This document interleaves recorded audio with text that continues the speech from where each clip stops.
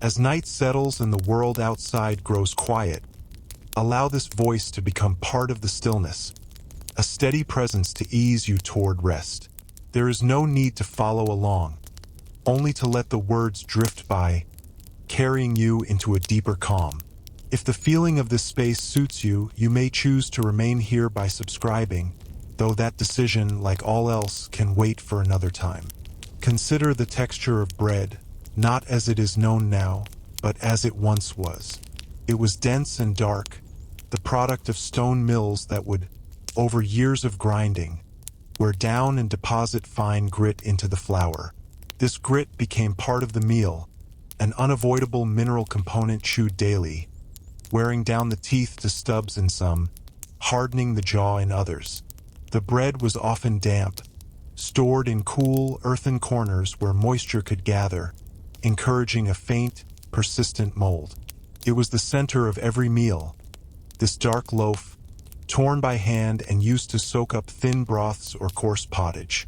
The act of eating was slow, methodical, a necessary labor of grinding and swallowing, often performed in near silence as the body focused on the simple task of turning this rough substance into sustenance.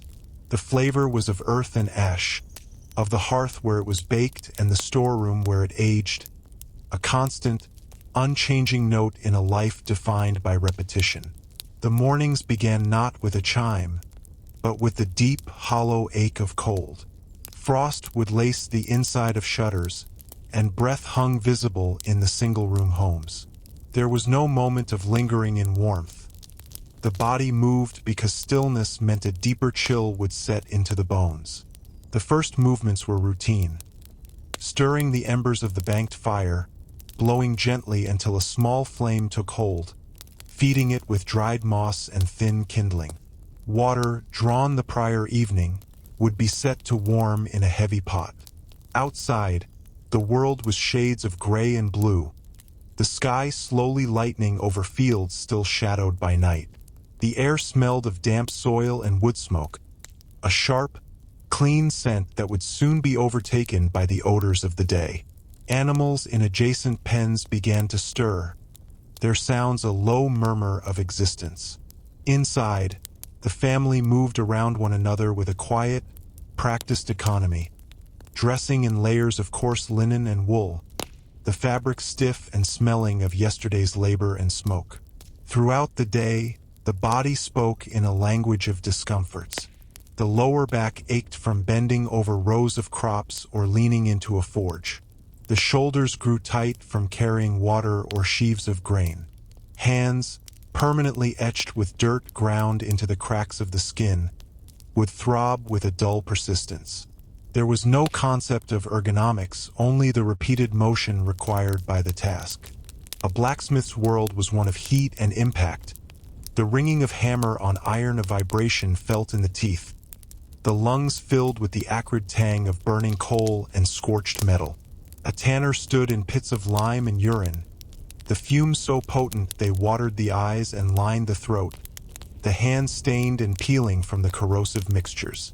For the farmer, it was a cycle of bending, lifting, and walking, each step on unyielding earth, each movement measured against the sun's slow arc. The discomfort was not an event, but an atmosphere, as constant and unnoticed as the weight of the air. As daylight faded, the focus turned inward, to the small, dim space of the home. The fire, now the central point of light, cast long, dancing shadows on the walls. The evening meal was a reprise of the morning. The same pottage, perhaps slightly thicker, the same bread. Conversation was sparse, often practical, notes on the weather, the condition of a tool, the health of an animal. After eating, there was little to do but prepare for sleep. The process was slow. Clothes, worn all day, were sometimes shed, sometimes slept in for warmth. The communal bed, a mound of straw and rough blankets, smelled of the people who used it, a familiar human scent of sweat and wool and home. Bodies arranged themselves for heat, a tangle of limbs under shared covers. In the quiet, the sounds of the night were clear. the settling of the house timbers, the scuttle of a mouse in the thatch, the distant call of an owl. The mind, worn smooth by the day's labors, did not race toward tomorrow, but settled into a blank acceptance, a patient waiting for the unconsciousness of sleep and the inevitable return of the cold dawn. Beyond the immediate routines of sustenance and shelter, the environment itself was a pervasive presence. The floors of homes were packed earth, often damp, covered with rushes that were changed infrequently, hiding within them old bones, spilled ale, and the accumulated detritus of living. The walls of wattle and daub retained the chill of the outside and the smells of the inside. Fermenting cabbage, damp wool, the faint sweetness of decay from a forgotten corner. Light was a precious commodity, provided by tallow candles that gave off a greasy, smoky light and a smell of burning animal fat, or by the fire itself, which demanded constant attention. In this semi-darkness, vision was limited, and the other senses grew prominent. The taste of the air was often smoky, tinged with the metallic hint of coming rain or the decay of autumn leaves. Sound was localized and clear, the crackle of the fire, the scratch of a wooden spoon in a pot, the sigh of a sleeping child. There was no ambient noise, only distinct events in the quiet. Time passed in larger, slower cycles as well. The seasons dictated not just work, but the very quality of life. Winter was a tightening, a contraction into the hearth's radius. Travel became difficult as roads turned to mud, then to frozen ruts.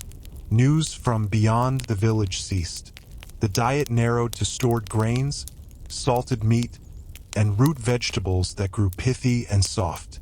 The cold was a physical adversary, seeping through every crack, making sleep a fitful series of awakenings to rearrange blankets and stoke the fire. Spring brought not just relief, but a frantic burst of labor. Plowing, planting, repairing what winter had damaged. The body, stiff from months of relative inactivity, was plunged back into demanding work, muscles protesting, hands blistering anew. Summer was a long exhale of growth and heat, the air thick with the smell of flowering crops and the drone of insects, the days stretching long but filled with the press of impending harvest. And autumn was a race against the fading light and cooling air, a time of reaping, slaughtering, and preserving, the last great effort before the world closed in once more. In the shared spaces of life, privacy was an unknown concept. Families lived in a single room, their most intimate moments, birth, illness, sleep, occurring in plain view. Travelers seeking shelter would share not just the room, but often the bed, their unfamiliar presence a fact of life, not a novelty. In the villages, everyone knew the business of everyone else. Whose cow was ailing, whose marriage was strained, whose harvest was poor. This constant visibility was a form of social cohesion and control. There was little room for secret thoughts or private ambitions. The self was subsumed into the family, the household, the village. This lack of solitude extended to the mind as well. The world was explained through a lens of collective belief, the will of God, the influence of the stars, the mischief of spirits.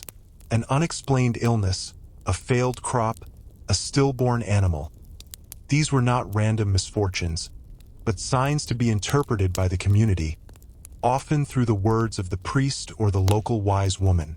The individual's internal landscape was as public and scrutinized as the field he worked.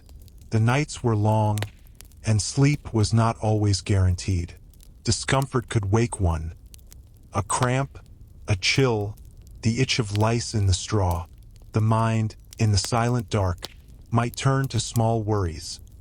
The sound of a cough from a child, the worry over a stored grain supply, the memory of a lord's passing comment. But these thoughts did not spiral into panic. They were familiar, well-worn paths that led nowhere, and eventually, fatigue would drown them out. For those awake, the darkness was absolute, broken only by the faintest glow of embers. The world outside was a void. There were no street lamps, no distant hum of traffic, only the profound blackness of the countryside, punctuated by the cries of nocturnal creatures. In this darkness, the passage of time was felt, not measured. The slow turning from deepest night to the first hint of pre-dawn gray could feel like an eternity, a silent, shared vigil with the countless others across the land, all waiting for the light to return, for the cycle to begin again, as it always had, and as it always would. The water from the village well carried a particular taste, a slight mineral flatness often tinged with the distant, earthy hint of the river from which it was fed. It was drawn in wooden buckets, the rope rough against the palms, and carried back with a slow, balanced gait to avoid spilling this precious commodity. For drinking, it was often left to settle in a crock, the finer sediments drifting to the bottom like a silent, brown rain. Yet even the settled water was not entirely trusted, for the well stood not far from the midden, and after heavy rains a certain murkiness would appear. So the ale was the true drink of the day, a thin, low-alcohol brew, more liquid bread than intoxicant, fermented in large barrels that stood in a cool corner. It had a sour, yeasty smell and a flavor that was more about absence, the absence of disease, the absence of thirst, than presence. Children drank it from small wooden cups, a faint bitterness on their tongues, learning its taste as they learned the taste of air. There was no moment of reaching for a clear, cold glass of water.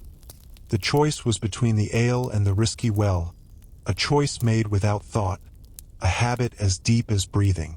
The clothing worn day after day developed its own life. Wool scratched from sheep in the spring, carded, spun, and woven at home, was heavy when wet and prickly against the skin. It absorbed smoke, sweat, and the smells of daily tasks. The grease of a cooking pot, the scent of turned soil, the metallic hint of a tool shed. It was rarely washed, for to do so was an arduous process involving lye soap and river pounding, and a wet cloak took days to dry completely. So the odors accumulated, layering into a personal fragrance that was unmistakable to others. Linen undergarments, though changed more frequently, were coarse and unbleached, offering little softness. The process of dressing was a ritual of confronting these familiar textures, the pull of a laces, the weight of a tunic, the snug confinement of leather shoes that had long ago molded to the shape of the foot, including its bunions and calluses. In winter, the clothing was a mobile shelter. In summer, it was a burdensome, itchy prison. But it was simply what lay between the skin and the world, a second layer of existence, neither loved nor hated, merely endured. Consider the passage of a single, unremarkable afternoon. The sun, having passed its zenith, slants through the open doorway of a cottage, illuminating a column of dust motes dancing in the still air. A woman sits on a low stool, mending a tunic by the light of that doorway. Her fingers move with a slow, repetitive certainty, the bone needle dipping in and out of the worn fabric. She does not look up at the dust motes. Outside, the sounds are few. The distant thwack of an axe splitting wood, the lazy buzz of flies near the midden, the occasional lowing of a cow. Time here is not marked by a clock, but by the gradual lengthening of the shadow across the earthen floor. The task will be finished when the shadow reaches the leg of the trestle table. There is no hurry, for the day's major labors are done, and the evenings are not yet upon her. This is a pocket of stillness, a pause filled not with thought, but with a gentle, mindless focus on the thread, the tear, the rhythm of her own hands. It is neither restful nor tedious. It simply is. The body knows this pace, this slow unwinding of the day's tension into the calm of routine manual labor. Visitors, if they came, would be few and would announce themselves long before arrival, their approach heard on the path. For now there is only the stitch and the shadow and the dust. The forest at the edge of the cleared land was not a place for leisure. It was a source and a threat. From it came firewood, timber, nuts, berries, and game. But it was also deep, dark, and full of unknowns. The trees grew close, their canopy blocking much of the sky, creating a perpetual twilight on the forest floor even at midday. The air was cooler, damper, smelling of rotting leaves and damp fungus. Sounds were muffled, and a traveler's own footsteps seemed loud in the silence. It was easy to become disoriented, the familiar landmarks of field and stream giving way to a repeating sameness of trunk and shadow. Superstition populated these woods with more than wolves and boars. It filled them with spirits, with the ghosts of those lost, with beings that watched from just beyond sight. Gathering wood was therefore a task often done in pairs, with little conversation, the work performed efficiently and with frequent, glancing looks over the shoulder. The bounty of the forest was taken with a quiet gratitude and a subtle unease, a recognition that one was a visitor in a realm that belonged to older, less understandable rules. Returning to the edge of the trees, to the open sky and the sight of one's own hearth smoke, brought a relief that was felt in the shoulders, a slight easing of a tension one had not fully acknowledged carrying. Illness visited homes with a quiet, dreadful normalcy. It began with a shiver that no fire could warm, a dull ache behind the eyes, a lassitude that made the simplest chore feel immense. There were no thermometers, only the press of a hand to a fevered brow, the observation of flushed skin and glassy eyes. Remedies were few and rooted in tradition more than efficacy. A poultice of crushed herbs might be applied, its smell green and sharp in the sickroom. Prayers were whispered, not with desperate hope, but as another form of medicine, words spoken to ward off the evil humors or the malicious spirit thought to be the cause. The ill person would be made as comfortable as possible, moved closer to the fire, given sips of watered ale, and then the household would wait. The rhythm of work continued around the patient, but quieter, more subdued. Recovery was a slow dawning, a day when the fever broke and the patient could manage some broth. Or it was a deepening, a progression into ragged breathing and delirium, ending in the ultimate, familiar silence. The body would then be washed by the family, wrapped in a shroud, and borne to the churchyard. The grief was real and deep, but it was also a part of the fabric of life, a thread of loss woven into the community's memory. The space left by the departed would be filled by shifting duties, by a cousin moving in, by the relentless forward march of daily need. Mortality was not a distant concept, but a neighbor who frequently called.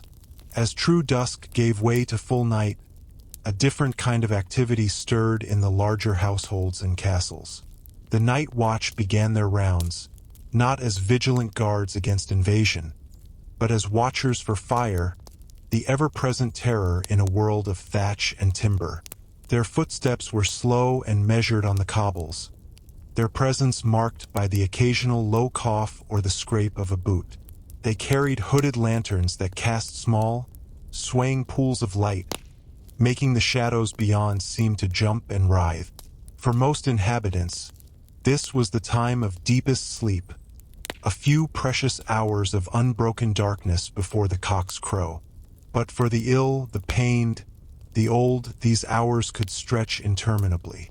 Lying awake, one would hear the watch pass, their regular intervals of faint comfort, a proof that the world was still ordered, that someone was awake to mark the passage of time.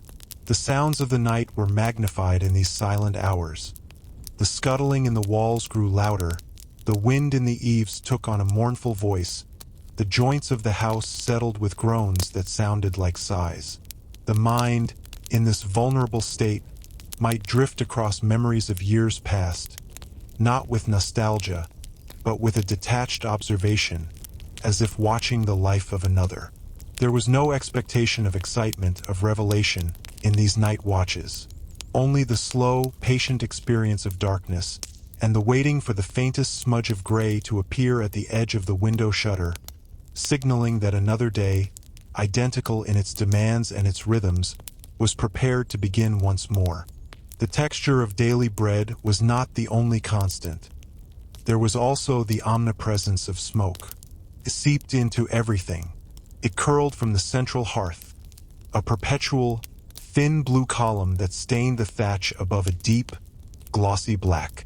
It clung to woolen tunics and linen caps, weaving its scent into the very fibers. It filmed the few glass windows of the wealthy with a greasy haze, and in poorer homes, it simply drifted out through the hole in the roof or the open door, a silent companion to every conversation, every meal, every moment of rest.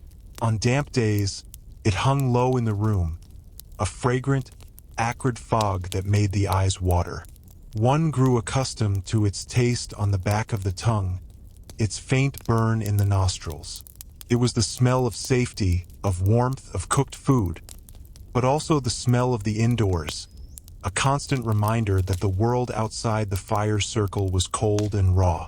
To step outside was to escape it briefly, to breathe air that was sharp and clear, only to return and have the scent wrap around you once more, a familiar, penetrating blanket. The management of light was a daily negotiation with darkness. As evening approached, the preparation of light sources was a quiet ritual. Rushes might be gathered and dipped in leftover animal fat, then clamped in a metal holder. Tallow candles, if one could afford them, were lit with a splinter from the fire. Each source gave not illumination, but a confession of darkness, pushing the shadows back a few feet in a restless, flickering circle. In this dim, dancing light, fine work became impossible. Fingers, tired from the day, would fumble with small tasks. So the evening was for coarse work, mending nets, whittling a simple peg, stirring the pot. Faces were half in shadow, expressions softened and obscured. Conversation, if it occurred, was low and sporadic, the sentences falling into the pools of silence between the pops of the fire. To move from one side of the room to the other was to pass through zones of blindness, the body navigating by memory more than sight. When the time came to sleep, the last light was extinguished not with a switch, but by pinching a wick or smothering a rushlight, a final, deliberate act that surrendered the world completely to the dark. The afterimage of the flame would dance beneath the eyelids for a moment, then fade, leaving nothing. For those who worked the land, the relationship with animals was one of profound practicality. The ox that pulled the plough was not a pet, but a slow, powerful engine of muscle and bone, valued more than many servants. Its health was monitored with a farmer's anxious eye, the shine of its coat, the alertness of its ears, the consistency of its waist. Its loss could mean ruin. Chickens scratched in the yard, providing an intermittent treasure of eggs and, eventually, a stringy meal. The pig, fattened on household scraps, was a walking larder, its autumn slaughter a moment of both bounty and grim necessity. These animals lived in close proximity, their smells and sounds blending with those of the human household. They were spoken to, not with affection, but with direct commands or muttered encouragements.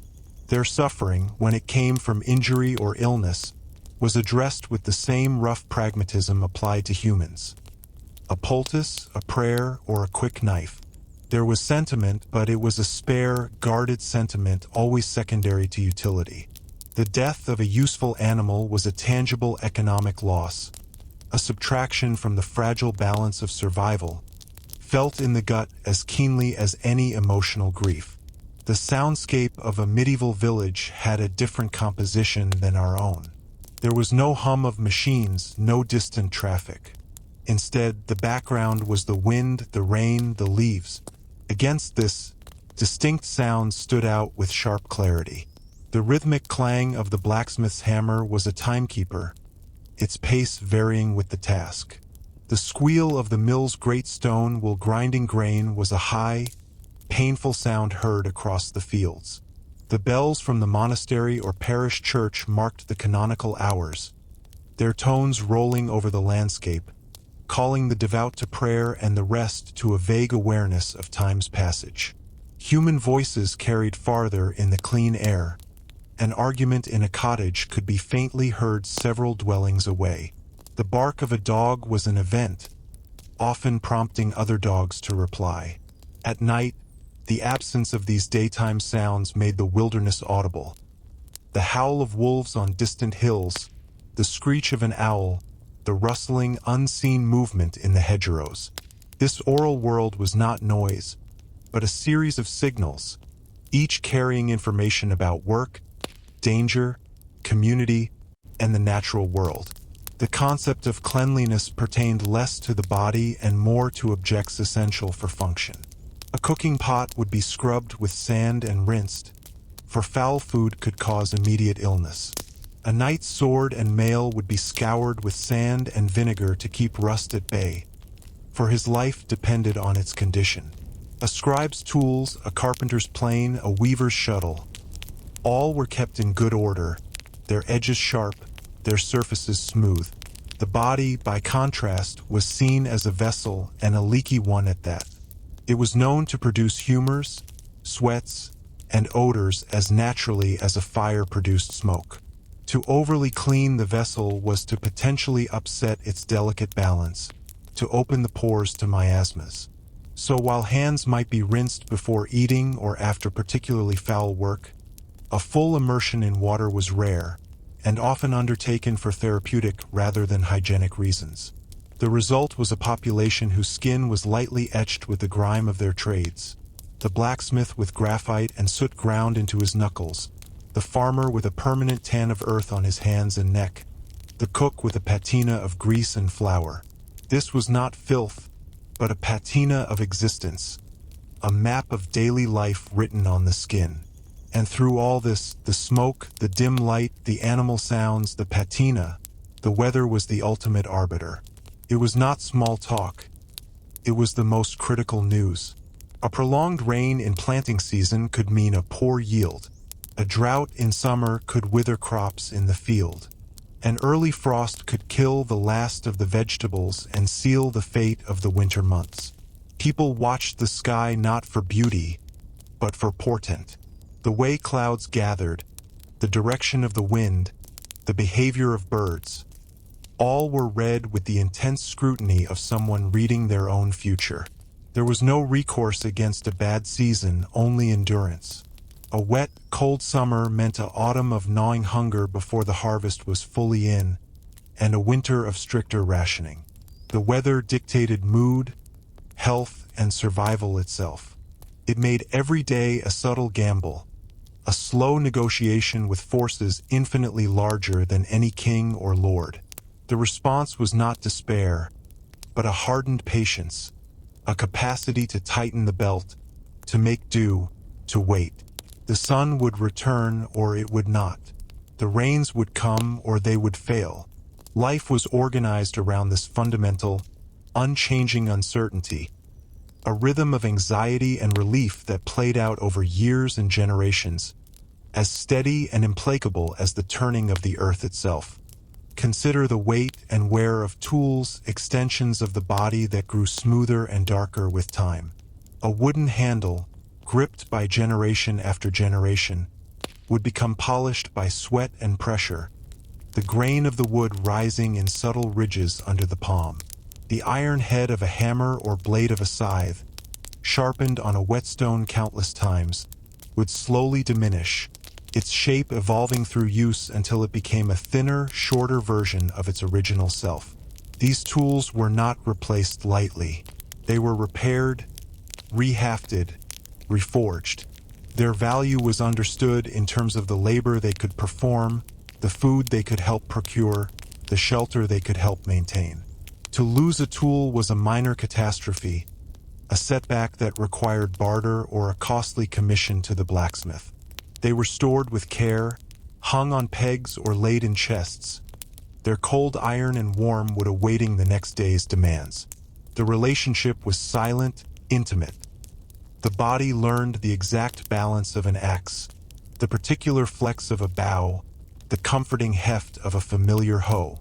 Beyond the village, the roads were not avenues of connection so much as difficult passages through the landscape. In dry summer, they were dusty ruts. In rain and spring thaw, they became treacherous rivers of mud, capable of swallowing a cartwheel up to its axle. Travel was slow, measured in miles per day rather than per hour. For the vast majority, a journey of 10 miles was a significant undertaking, requiring planning and purpose. The road itself was a narrow corridor through a world that was largely wild. Forests pressed close on either side, and clearings might reveal a lonely croft, its inhabitants watching the passerby with a mixture of curiosity and wariness. Bridges over streams were rare and often in poor repair, so fording was common, a cold, wet interruption. The traveler was exposed to the elements, to potential footpads, and to the sheer uncertainty of the path. News and goods traveled at this walking pace, carried by peddlers with their packs, by monks moving between monasteries, by messengers on horseback who were a rare and stirring sight.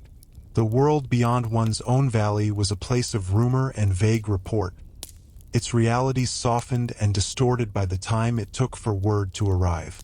Within the home, the artifacts of daily life were few and bore the marks of constant use. A wooden bowl, carved from a single piece of timber, would become stained with the colors of 1,000 meals: the gray of pottage, the brown of ale, the deep purple of berries. Over years, the inside would be worn smoother by spoons and scrubbing, a shallow concavity testament to its service. A key, if one owned something worth locking away, was a large, iron object, simple in its mechanism but profound in its symbolism of possession. A chest held the family's spare clothing, perhaps a document, a few coins, and the precious spices or salt, locked away not just from thieves but from the damp and the mice. Furniture was minimal. A table that was also a workbench, stools, a chest, the bed. There were no shelves laden with ornaments, no cabinets of curiosities. Each object had a clear, utilitarian purpose. Their beauty, if it existed, was in their form-following function. The curve of a bowl made to fit the lap, the stout legs of a table designed for stability on an uneven floor. They were known intimately, their nicks and scratches a personal history writ small. Silence, too, had a different quality. It was not an absence of sound, but a layering of natural ones. In a field at noon, with no one else nearby, the silence was filled with the buzz of insects, the whisper of wind through grass, the call of a distant bird. It was a thick, palpable quiet, broken only by one's own breathing and the soft thud of a tool. This kind of silence allowed for a deep, unforced focus. The mind was not pulled in a dozen directions by competing inputs. It could settle on the single task at hand, or on nothing at all. In this silence, time seemed to expand. An hour of weeding a row of vegetables could feel like a small eternity, a meditation on the green of the leaves, the resistance of the roots, the heat of the sun on the back of the neck. There was no entertainment to fragment attention, only the long, unbroken thread of the chore. This cultivated a patience that is foreign to the modern mind, a capacity to be present within a tedious, endless moment without a desire for it to end, because its ending simply meant the beginning of another similar moment. The night, for all its depth, was also a time for certain tasks. In the absolute dark, some work continued by touch and memory. Wool could be spun on a drop spindle, the fingers feeling the thickness of the thread, the rhythm of the twist a comforting constant. Simple braiding or plaiting of straw for baskets or thatching repairs could be done without sight. These were the tasks of the insomniac, the caretaker sitting with an ill person, or the elderly whose sleep was brief. The darkness rendered the worker anonymous, a pair of hands moving in a black room, the rest of the world reduced to sound and texture. It was a time of profound solitude even in a crowded home, for others were asleep, their breathing a slow tide in the room. The worker was alone with the whisper of the thread, the scrape of straw, the beat of their own heart. This nighttime labor was not resented. It was simply another use of time, a way to parse the long hours until dawn, a quiet contribution to the household economy that asked for no recognition and received none.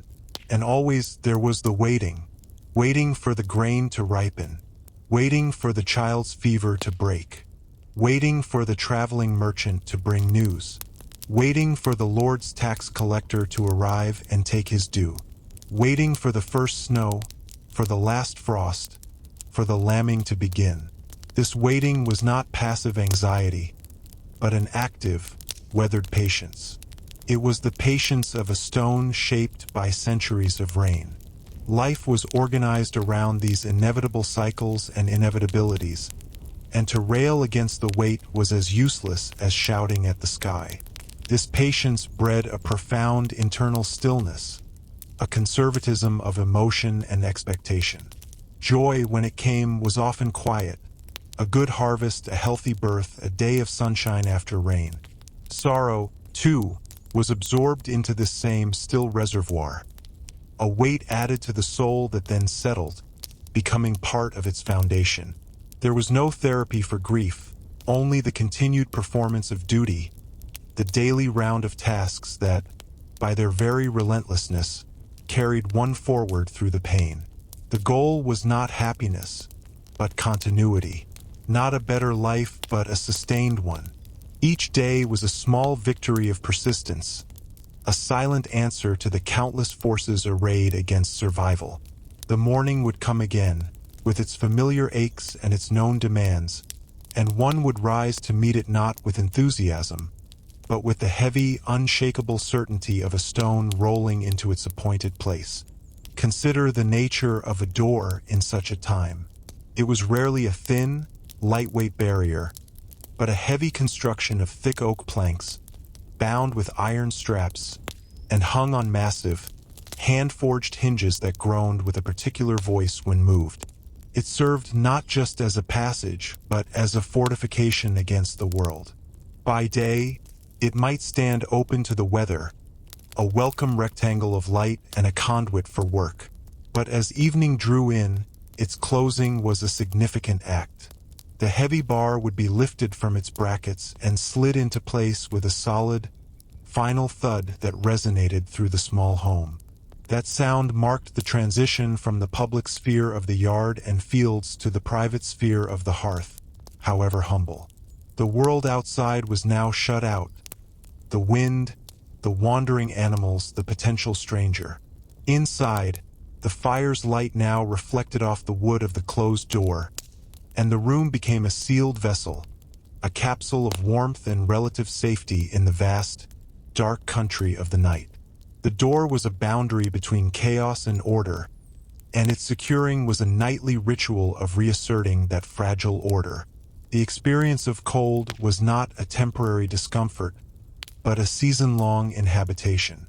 From late autumn through to the tentative thaw of spring, cold lived in the bones. It was a deep, persistent ache in the joints upon waking.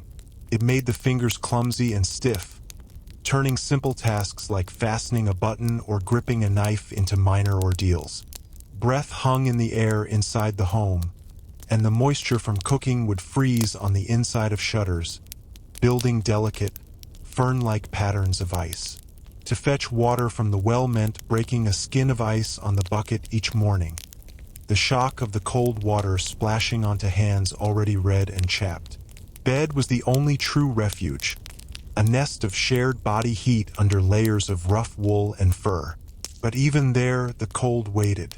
To turn over in the night was to expose a momentarily warm patch to the chill air, a small sacrifice to the stillness. People developed a permanent, slightly hunched posture in winter, shoulders drawn up as if against a constant wind, which, in truth, there often was. The cold dictated movement, slowing it, making it deliberate and careful. A slip on ice could mean a broken limb, and a broken limb could mean starvation.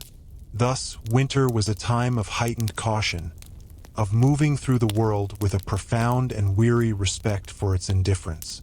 The sky at night, absent the wash of modern light pollution, was an overwhelming presence. On a clear night, the Milky Way was not a faint smudge but a raging river of stars, a dense, luminous fog arching across the blackness. The constellations were not diagrams in a book, but familiar, bright patterns that told stories and, more importantly, marked the season's turn. The moon, in its phases, was the primary source of outdoor light after sunset. A full moon was a practical blessing, allowing for travel, for work, for security. A new moon brought a darkness so complete it felt like a physical substance. This celestial panorama was not scenery. It was a clock, a calendar, and a scripture written in light. Its regularity was a profound comfort. However chaotic or difficult life on the ground might be, the heavens turned with an immutable, silent order. To look up was to be reminded of a scale of existence so vast it rendered daily troubles minute, not by dismissing them, but by placing them within a framework of ancient, repeating cycles. The stars were always there, watching, unchanging, a testament to permanence in an impermanent world. The social fabric was woven not from choice, but from proximity and necessity. One's neighbors were not selected. They were given by geography and birth. These relationships were therefore complex and non-optional. Cooperation was essential for survival, helping to raise a barn, to bring in a harvest, to defend against wolves or bandits. Yet this enforced closeness also bred familiar tensions. Disputes over grazing rights, over straying animals, over the boundaries of a field marked by a stone that might be moved. Gossip was not a pastime but a social tool, a way of regulating behavior and disseminating vital information about trustworthiness, skill, or danger. There was no anonymity. Every strength and every failing was public knowledge. This created a society with immense social pressure and a powerful sense of collective identity, for good and for ill. To be ostracized was a fate nearly as terrible as physical injury, for it meant the loss of the mutual aid network that made life possible. Thus, conformity was not just a social ideal but a survival strategy. The individual will was always tempered by the needs and judgments of the small, watchful community. The passage of a single day could be measured in the shifting quality of the light on a specific patch of wall. In the morning, a bright, clear rectangle would fall through the open door, illuminating the dust on the floorboards with a sharp, golden clarity. By midday, the sun had climbed, and the light became a high, diffuse glow from the smoke hole and windows, bleaching color from objects and casting short, dark shadows. In the afternoon, the light would return at a lower angle, now a rich, honeyed amber that made the grain of the wooden table glow and highlighted the texture of woolen blankets. As evening approached, the light softened to a deep blue-gray, clinging to surfaces before retreating entirely, surrendering the room to the fire's orange embrace. This silent, daily performance of light was a more reliable clock than any sundial. People told time by it instinctively. "I'll mend that when the light is on the hearthstone," or "He left when the sun touched the top of the oak." The body's rhythm synchronized with this visual tide, energy rising with the morning light, deepening into focused work in the bright middle hours, winding down as the world gilded and then dimmed. The failure of this light, a day of unbroken cloud and rain, was disorienting, muting this natural rhythm and casting the hours into a monotonous, shadowless gray. Finally, there was the pervasive understanding of one's own fragility. This was not a morbid preoccupation, but a clear-eyed fact, as present as the ground underfoot. A simple cut could fester and kill. A toothache could lead to a raging infection with no remedy but pain or the crude pliers of the barber surgeon. Childbirth was a deadly gamble for mother and infant alike. The line between health and fatal illness was gossamer thin, and crossed with terrifying frequency. This awareness did not breed constant fear, but rather a kind of profound existential focus. Life, because it could be snatched away so easily, was not to be wasted in abstraction or frivolity. Attention was paid to the immediate, the tangible, the necessary. Joy was taken in simple, physical realities. The warmth of the sun after a long winter, the taste of a ripe apple, the deep fatigue after an honest day's labor. There was a gravity to existence, a weight lent by its precariousness. Conversations, stories, and relationships carried this unspoken knowledge within them, giving even mundane interactions a certain depth, a recognition that this moment, this shared breath by the fire, was a temporary and precious alignment of circumstances in a world that was, in most ways, deeply and permanently hostile to human comfort. It was a life lived close to the bone, where every small comfort was earned, every moment of peace was noticed, and the continuation of the self, from one sunset to the next sunrise, was the only real ambition and the only true triumph. The experience of thirst was different. It was not a slight dryness remedied by a chilled glass, but a deep, parched sensation that began in the throat and seemed to settle in the very marrow of the bones after long labor in a summer field. The water from the leather flask, warmed by the sun and tasting of the animal hide, did little to slake it, only momentarily coating the mouth before the need returned. Ale, the daily drink, was often flat and warm by afternoon, its sourness accentuating the thirst rather than quenching it. In winter, the opposite held true. To drink was to ingest a shocking cold that made the teeth ache and the stomach clench, a minor violence against the body's core warmth. The search for a clean source was a constant, low-grade concern, a reason to note the flow of a certain spring or the depth of a well. To be truly without water was a terror understood in the gut, a knowledge that drove communities to settle near rivers despite the dangers of flooding, and made the maintenance of a good well a communal task of the highest importance. The body's dependence on this simple element was never abstract. It was a daily, visceral negotiation. The texture of sound within a stone castle was a study in echoes and isolation. The great hall, when empty of a feast, was a cavern of cold air where a footstep would ring sharply off the flagstones, the sound climbing into the dark reaches of the timber roof and dying there. Conversations in such a space were swallowed, requiring raised voices that then bounced off walls in fragments. In the smaller chambers, the thick stone muffled the world, creating a profound quiet that could feel heavy, oppressive. From outside, the noises of the bailey, the clatter of a cart, the shout of a guard, the whinny of a horse, came as if from a great distance, filtered through narrow window slits. At night, the silence within the walls was almost absolute, broken only by the scamper of a rat in the rushes or the slow, metallic sigh of the iron stove cooling. This acoustic environment shaped behavior, making private conversation possible only in whispers in secluded corners, and public proclamation a performance of projected strength.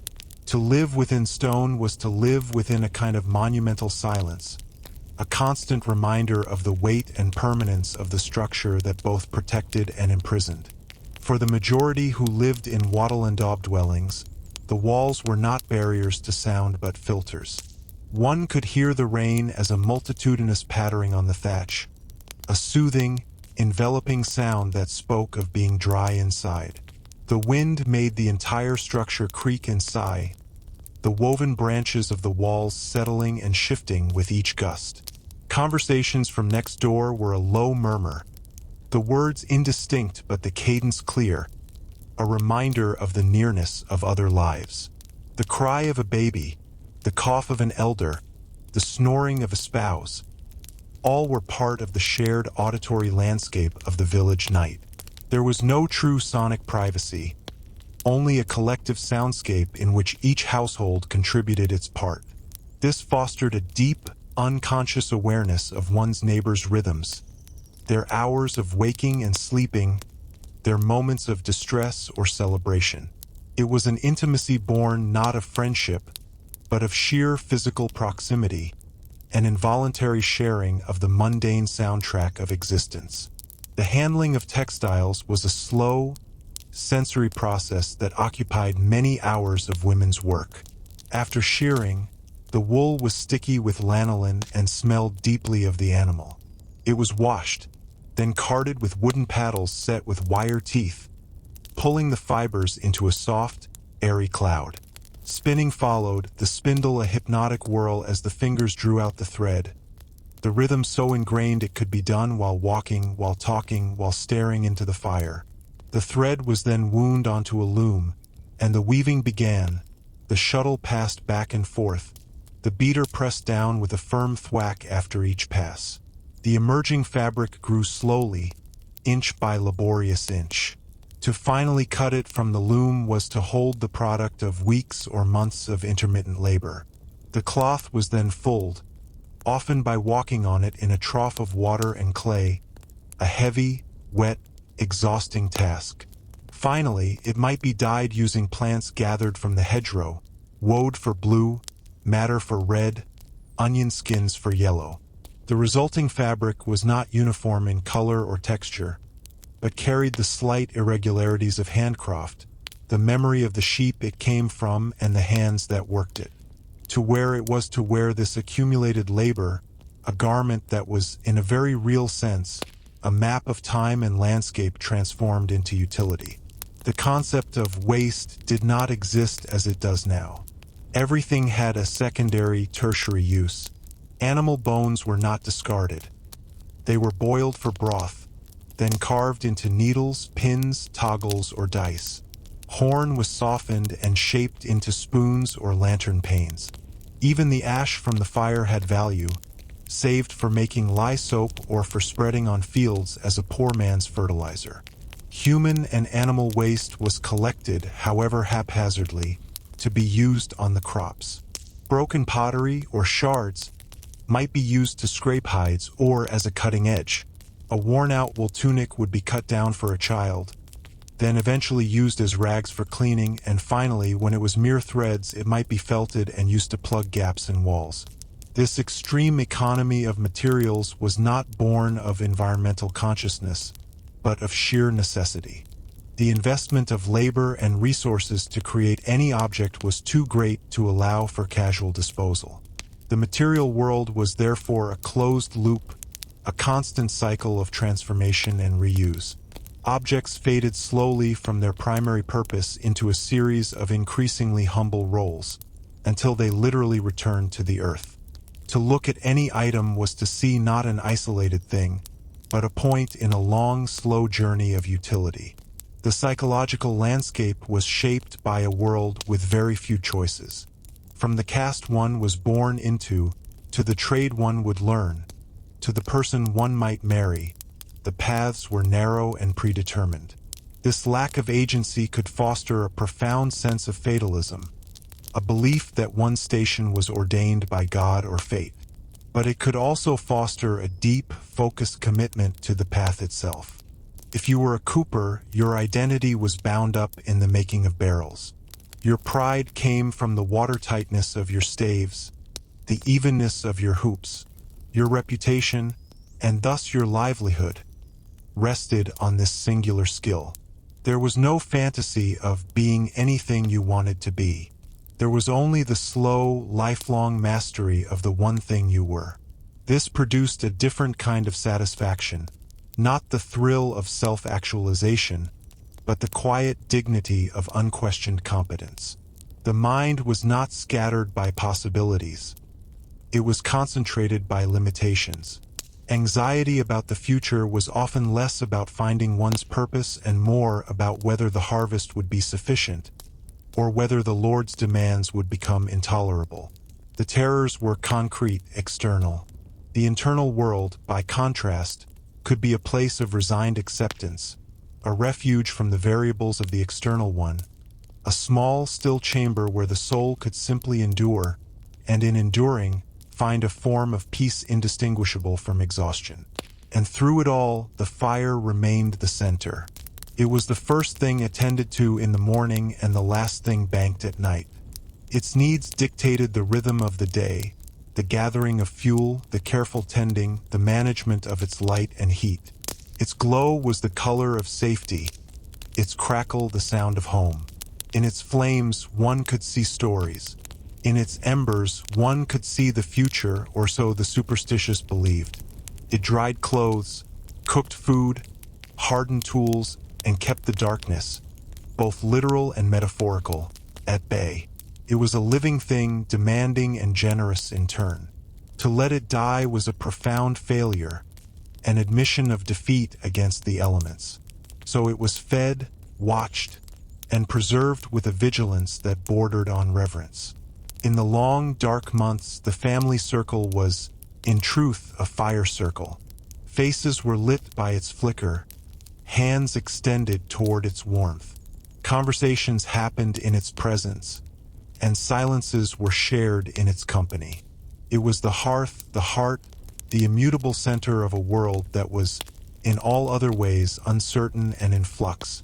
Its persistent, gentle consumption of wood was the meter of the day, its rising and falling light the rhythm of the hours, its enduring presence through the night the single, steadfast promise that the sun would eventually return.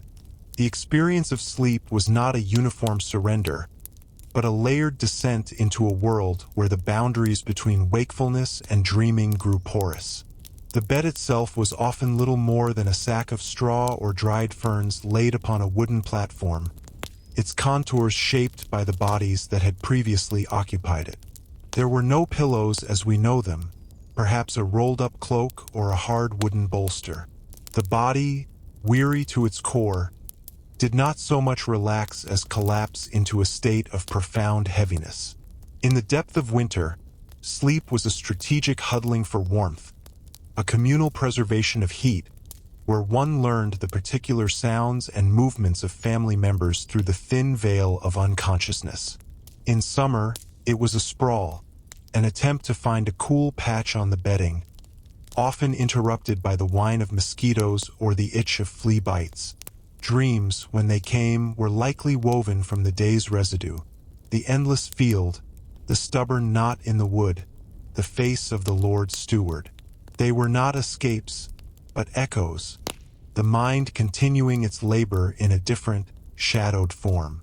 To awaken was not to be refreshed, but to be returned to the same body with its same familiar aches, the straw now imprinted with the shape of the night's rest, a temporary mold soon to be shaken out and forgotten.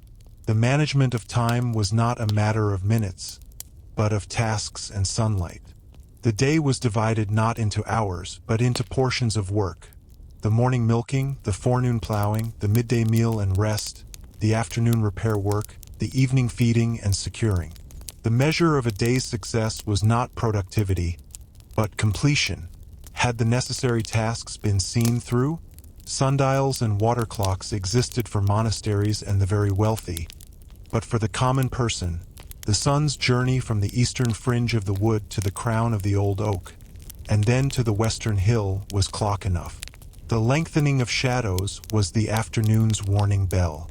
This reliance on natural markers created a fluid, elastic sense of time. A cloudy day could compress the sense of the afternoon, making it feel fleeting. A long summer evening could stretch out, a languid bonus of light after supper. There was no hurry, for hurry implied one could outpace the sun, which was impossible. There was only pace, the steady, dogged pace of the ox, the rhythmic pace of the scythe, the slow, deliberate pace of hands that knew the work would fill the time allotted, and so saw no need to rush. The palate was accustomed not to variety, but to monotony. The flavors were few and strong. The earthy tang of root vegetables boiled soft, the gamey richness of aged meat, the sour note of ale, the flat sweetness of a stored apple, the sharp bite of an onion. Spices, for the vast majority, were mythical rumors of flavor from lands at the edge of the world. Salt was precious, used sparingly, its presence a luxury. Herbs grew wild and were gathered, their flavors marking the seasons. Fresh mint in spring, sage in summer, thyme clinging to rocky outcrops. Meals were fuel, not events.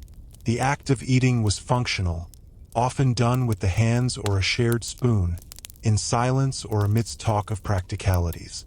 The sensation of hunger was a common, daily companion, a gnawing familiar that arrived well before the next meal and was quieted, not satiated, by the simple fare. The concept of being full was rare. More common was the feeling of having taken in enough to continue working. Taste was not a sense to be delighted, but a gatekeeper.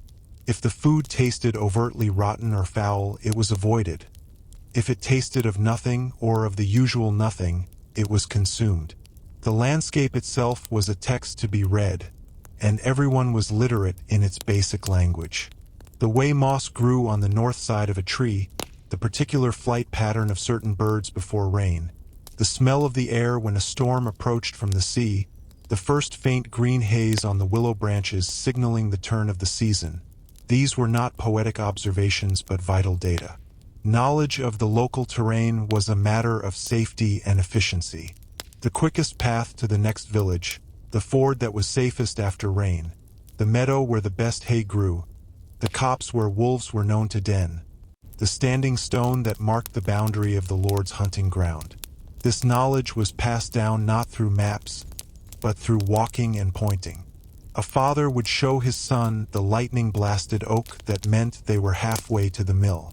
A mother would show her daughter where the watercress grew cleanest. The landscape was not scenery.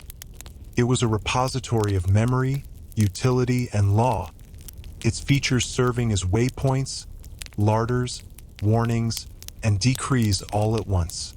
The end of life, when it came, was a domestic event. Death most often occurred at home, in the same room where one had eaten, slept, and worked. The rituals surrounding it were simple and hands-on.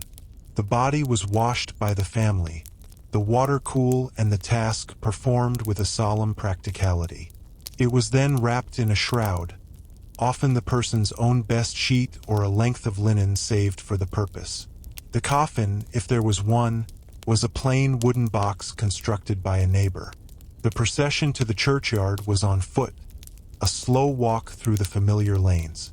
Burial was in communal ground, the plot unmarked or marked with a simple wooden cross that would rot away in a few seasons. Grief was real and sharp, but its expression was tempered by the public nature of the event and the relentless press of ongoing life. There was little time for prolonged mourning. The animals still needed feeding, the fields still needed tending.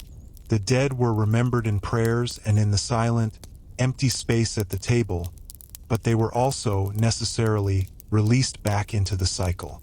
The earth that received them was the same earth they had tilled, their substance returning to the clay and the wheat and the stream, a final, seamless rejoining with the world that had sustained and exhausted them in equal measure. And so the wheel turned, not with a dramatic revolution, but with the slow, grinding persistence of a millstone. Each sunrise was a repetition, not a new beginning.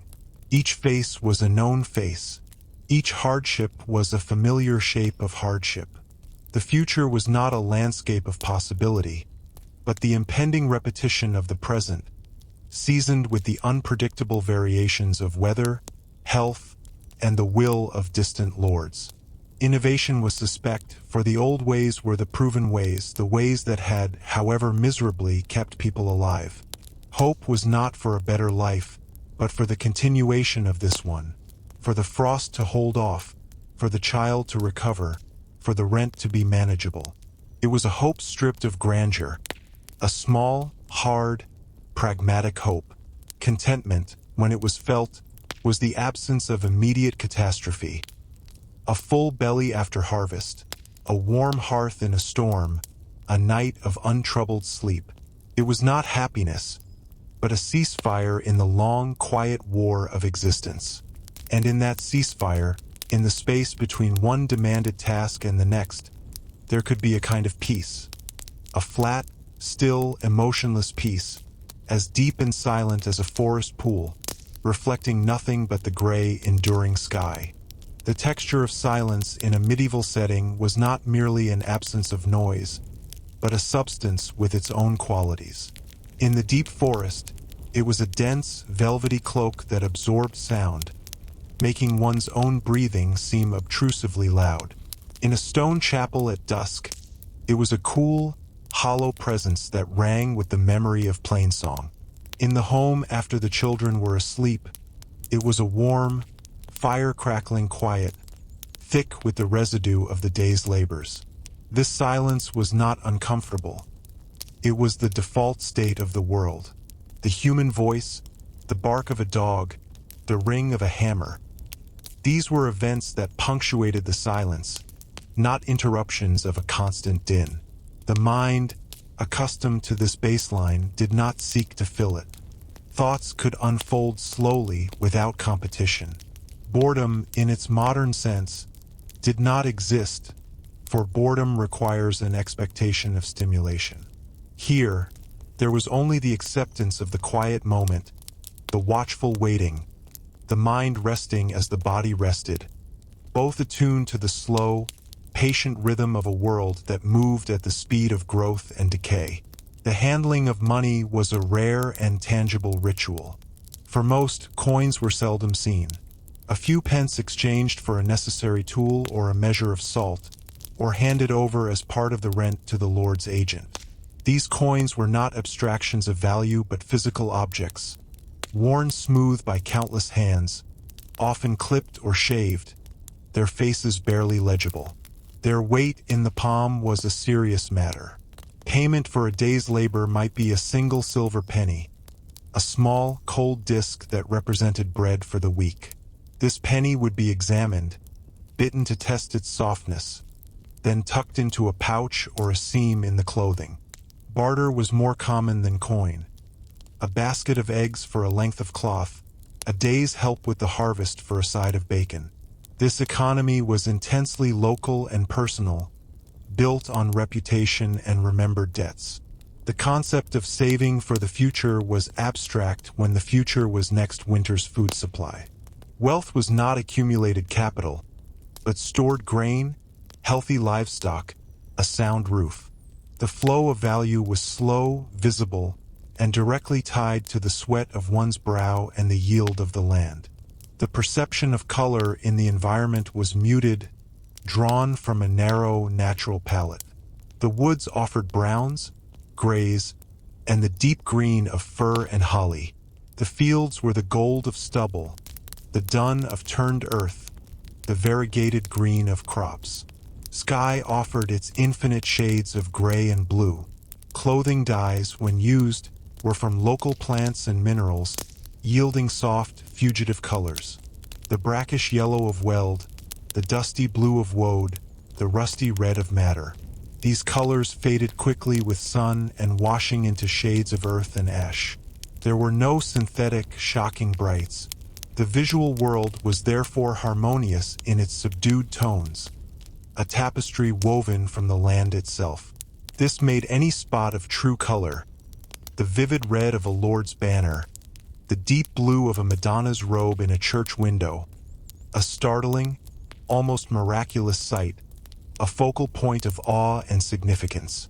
The eye, not bombarded by visual stimuli, could rest on these subtleties, finding depth in the grain of wood, the play of shadow on a stone wall, the thousand greens in a hedgerow.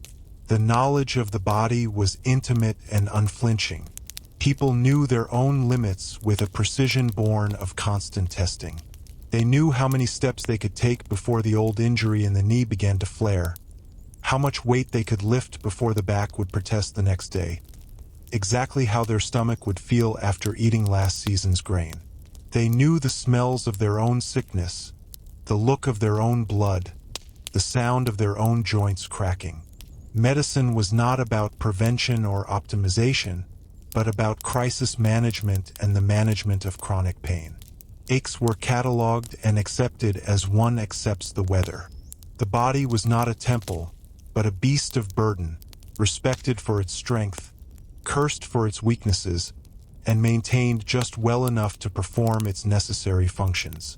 Its decline was observed with a detached, mournful clarity, a slow familiar fading like the light at the end of a day. There was no illusion of controlling this process, only the hope of enduring it with a measure of dignity, of being useful until one could no longer stand, and then waiting, with the same patience one applied to all things, for the final release. The night held different meanings in different seasons. A summer night was short, a brief, warm interlude filled with the drone of insects and the lingering scent of day-blooming flowers.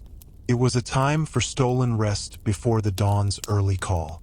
A winter night was a vast, cold empire lasting 14 hours or more. It was a time of confinement, of huddling, of storytelling by the fire, of the mind turning inward for lack of external stimulus. The winter night was a test of fuel and fortitude. The fire had to be banked just right to last until morning. The body's warmth had to be conserved. These long nights bred a particular kind of introspection, a seasonal deepening of the inner life. It was also a time of heightened fear, for the dangers outside, wolves, cold, human marauders, were magnified by the darkness and the difficulty of response. The winter night was not a time for activity, but for survival, a slow, collective holding of breath until the world lightened again. And woven through all of this was the thread of faith, not as a theological abstraction, but as a daily atmospheric pressure. The church bell marked the hours of prayer, its sound a physical vibration in the air that ordered the day. The rituals of the liturgical year, Candlemas, Lent, Easter, Harvest Home, gave shape and meaning to the turning seasons. Belief in God, saints, angels, and demons was as factual as belief in the sun and rain.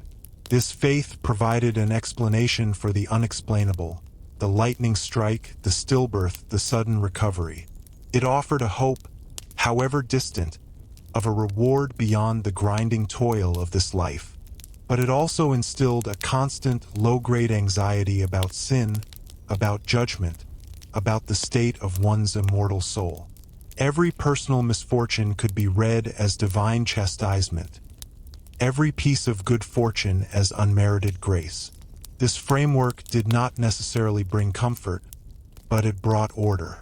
It placed the individual's suffering and joy within a cosmic narrative, a story far larger than the span of a single, difficult life. It meant that nothing, not the smallest chore nor the greatest tragedy, was truly meaningless, for it all unfolded under the watchful, inscrutable eye of heaven. This could be a burden or a solace, but most often, it was simply the lens through which the world was seen, as natural and unquestioned as the air one breathed. The texture of air changed with the time of day and the location.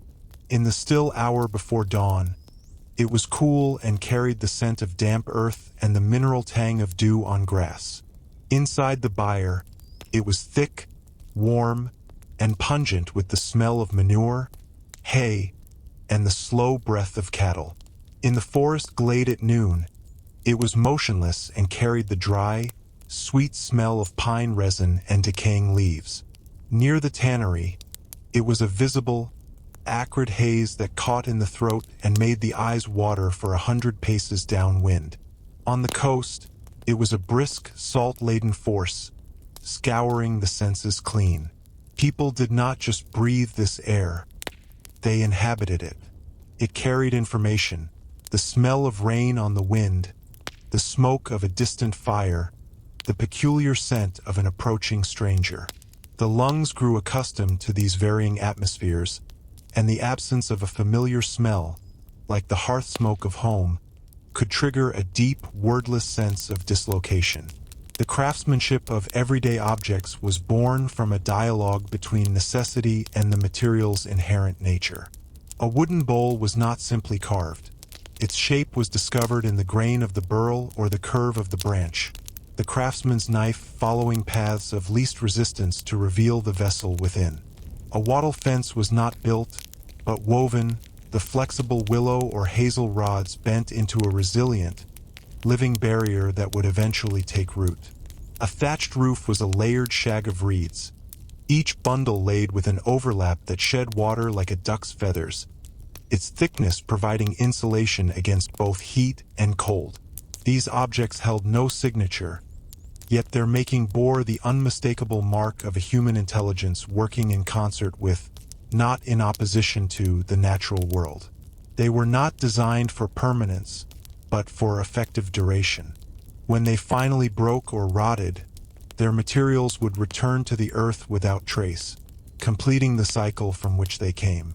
To use such an object was to feel this organic logic in the hand, the comfortable weight of the bowl, the spring of the woven fence, the dense, dry texture of the thatch overhead. The social calendar was marked not by holidays, but by obligatory labors. The year pulsed with collective efforts that bound the community together through shared exertion. The plowing of the Lord's domain land required every available man and beast. The harvest was a frenetic, all-hands period where even children and the elderly had their roles, gleaning the fallen grains. Sheep shearing, the communal repair of bridges or roads, the driving of livestock to market. These were the events that structured time.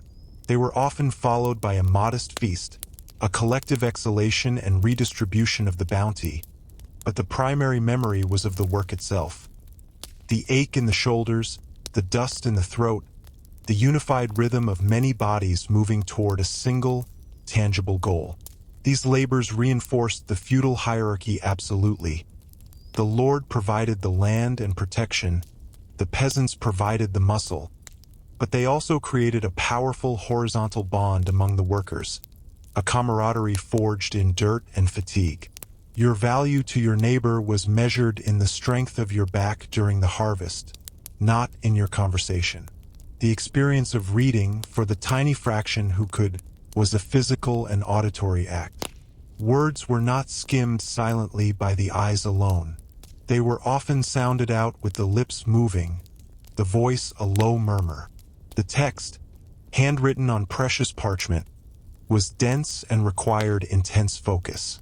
The act was slow, laborious, a deciphering of shapes into sounds and sounds into meaning. For the vast majority, information came orally. News, laws, stories, and warnings were all transmitted by voice.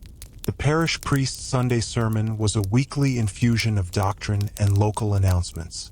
The traveling minstrel's tale was a window into distant battles and legendary loves.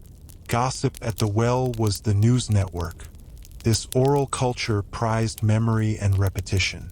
Stories were not owned, but held in common, changing slightly with each telling, adapting to the audience and the teller's skill. To listen was to participate, to hold the thread of the narrative in one's own mind, ready to pass it on. The world of ideas was thus immediate, social, and fluid, existing in the space between speaker and listener, dying and being reborn with each breath. The psychological impact of constant, low-grade pain is difficult to overstate. It was not the sharp agony of injury, but a symphony of chronic complaints. The throbbing of an old brake that never set right, the ache of arthritic joints in the damp, the sting of chapped hands in icy water, the relentless pressure of a rotten tooth. This pain was a companion, a background hum to existence. It dictated posture, mood, and capacity. It made patience not a virtue but a physiological necessity, for rushing only amplified the discomfort. It taught a deep stoicism, a habit of mentally retreating from the body's complaints into an inner space of endurance. Complaining served little purpose, as everyone else carried their own similar burdens. This universal pain fostered a blunt, practical empathy. You understood the limp of your neighbor, the wince of your spouse, because you cataloged such signals in your own flesh. Relief, when it came from a poultice, a draught of strong ale, or simply the warmth of the fire, was a profound, wordless gratitude for a temporary ceasefire in the body's quiet, relentless war against itself. And finally, the horizon was a near, tangible thing. For most, the world ended at the distance one could walk in a day and return. Beyond the familiar ring of fields, beyond the local wood, past the hill that marked the parish boundary, lay terra incognita. This limited geography made the local universe feel complete, self-contained. Every rock, stream, and twisted tree within that circle was known, named, and storied. The pond where a child drowned generations ago, the crossroads where a ghost was seen, the particular oak struck by lightning in the great storm. These were the landmarks of a mental map as detailed as any cartographer's. The horizon itself was a line drawn by God or nature, a gentle insistence that this here was your allotted portion of the earth. To look toward it was not to dream of exploration, but to gauge the weather, to note the time, to feel the scale of one's own small place within the vastness. There was no yearning for a view from a higher vantage point. The view from the edge of one's own field, of the smoke rising from one's own village against the distant purple of the hills, was the only panorama required. It was a world of profound depth in a very small space, where significance was accrued not through travel, but through generations of standing in the same spot, watching the same shadows travel the same ground, season after season, lifetime after lifetime, until the observer became part of the landscape, and the landscape became the observer's only true, enduring home.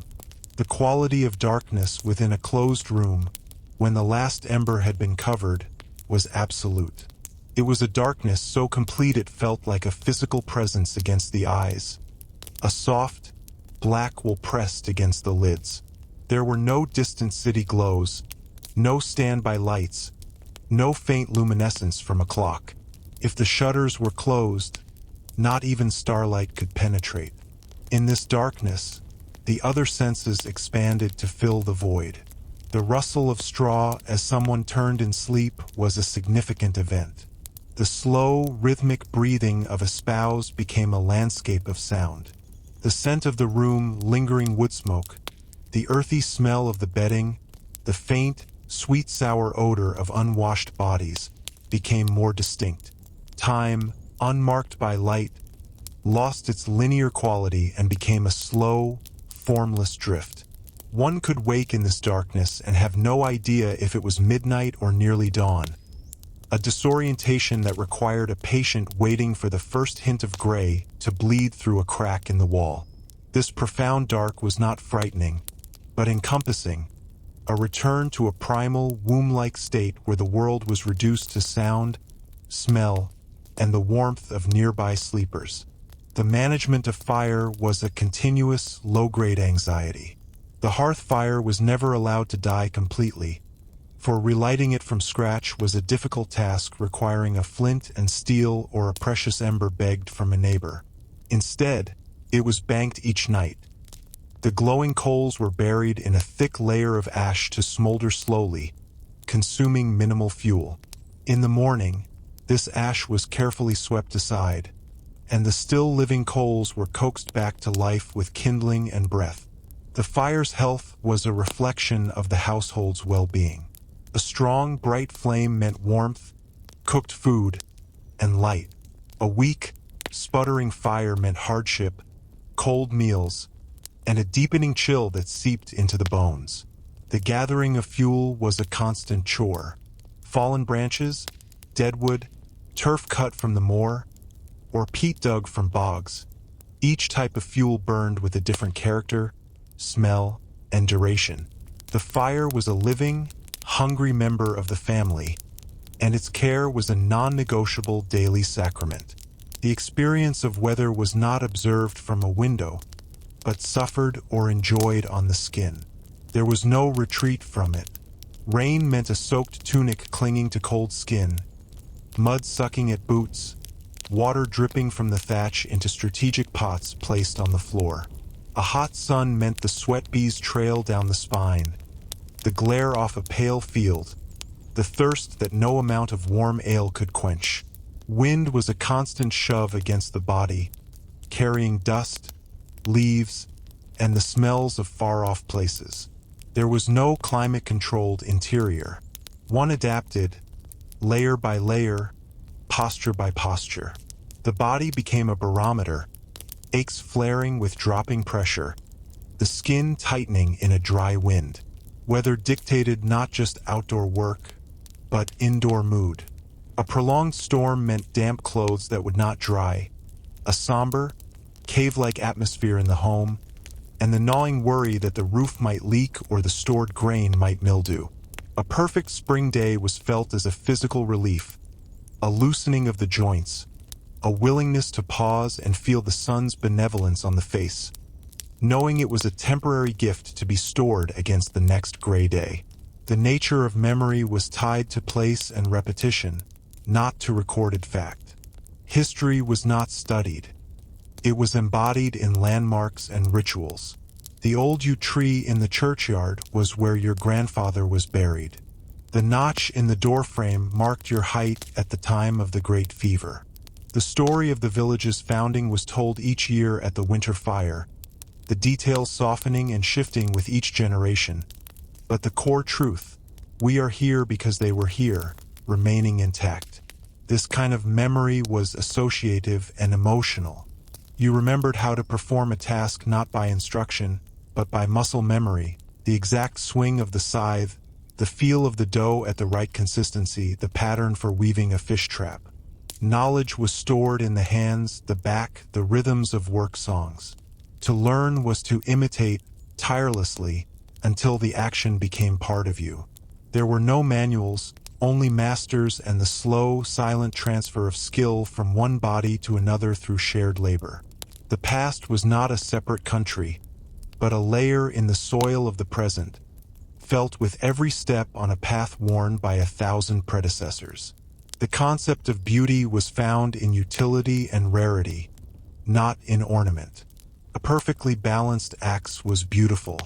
A well-made barrel that did not leak was beautiful. A clear, singing note from the church bell was beautiful.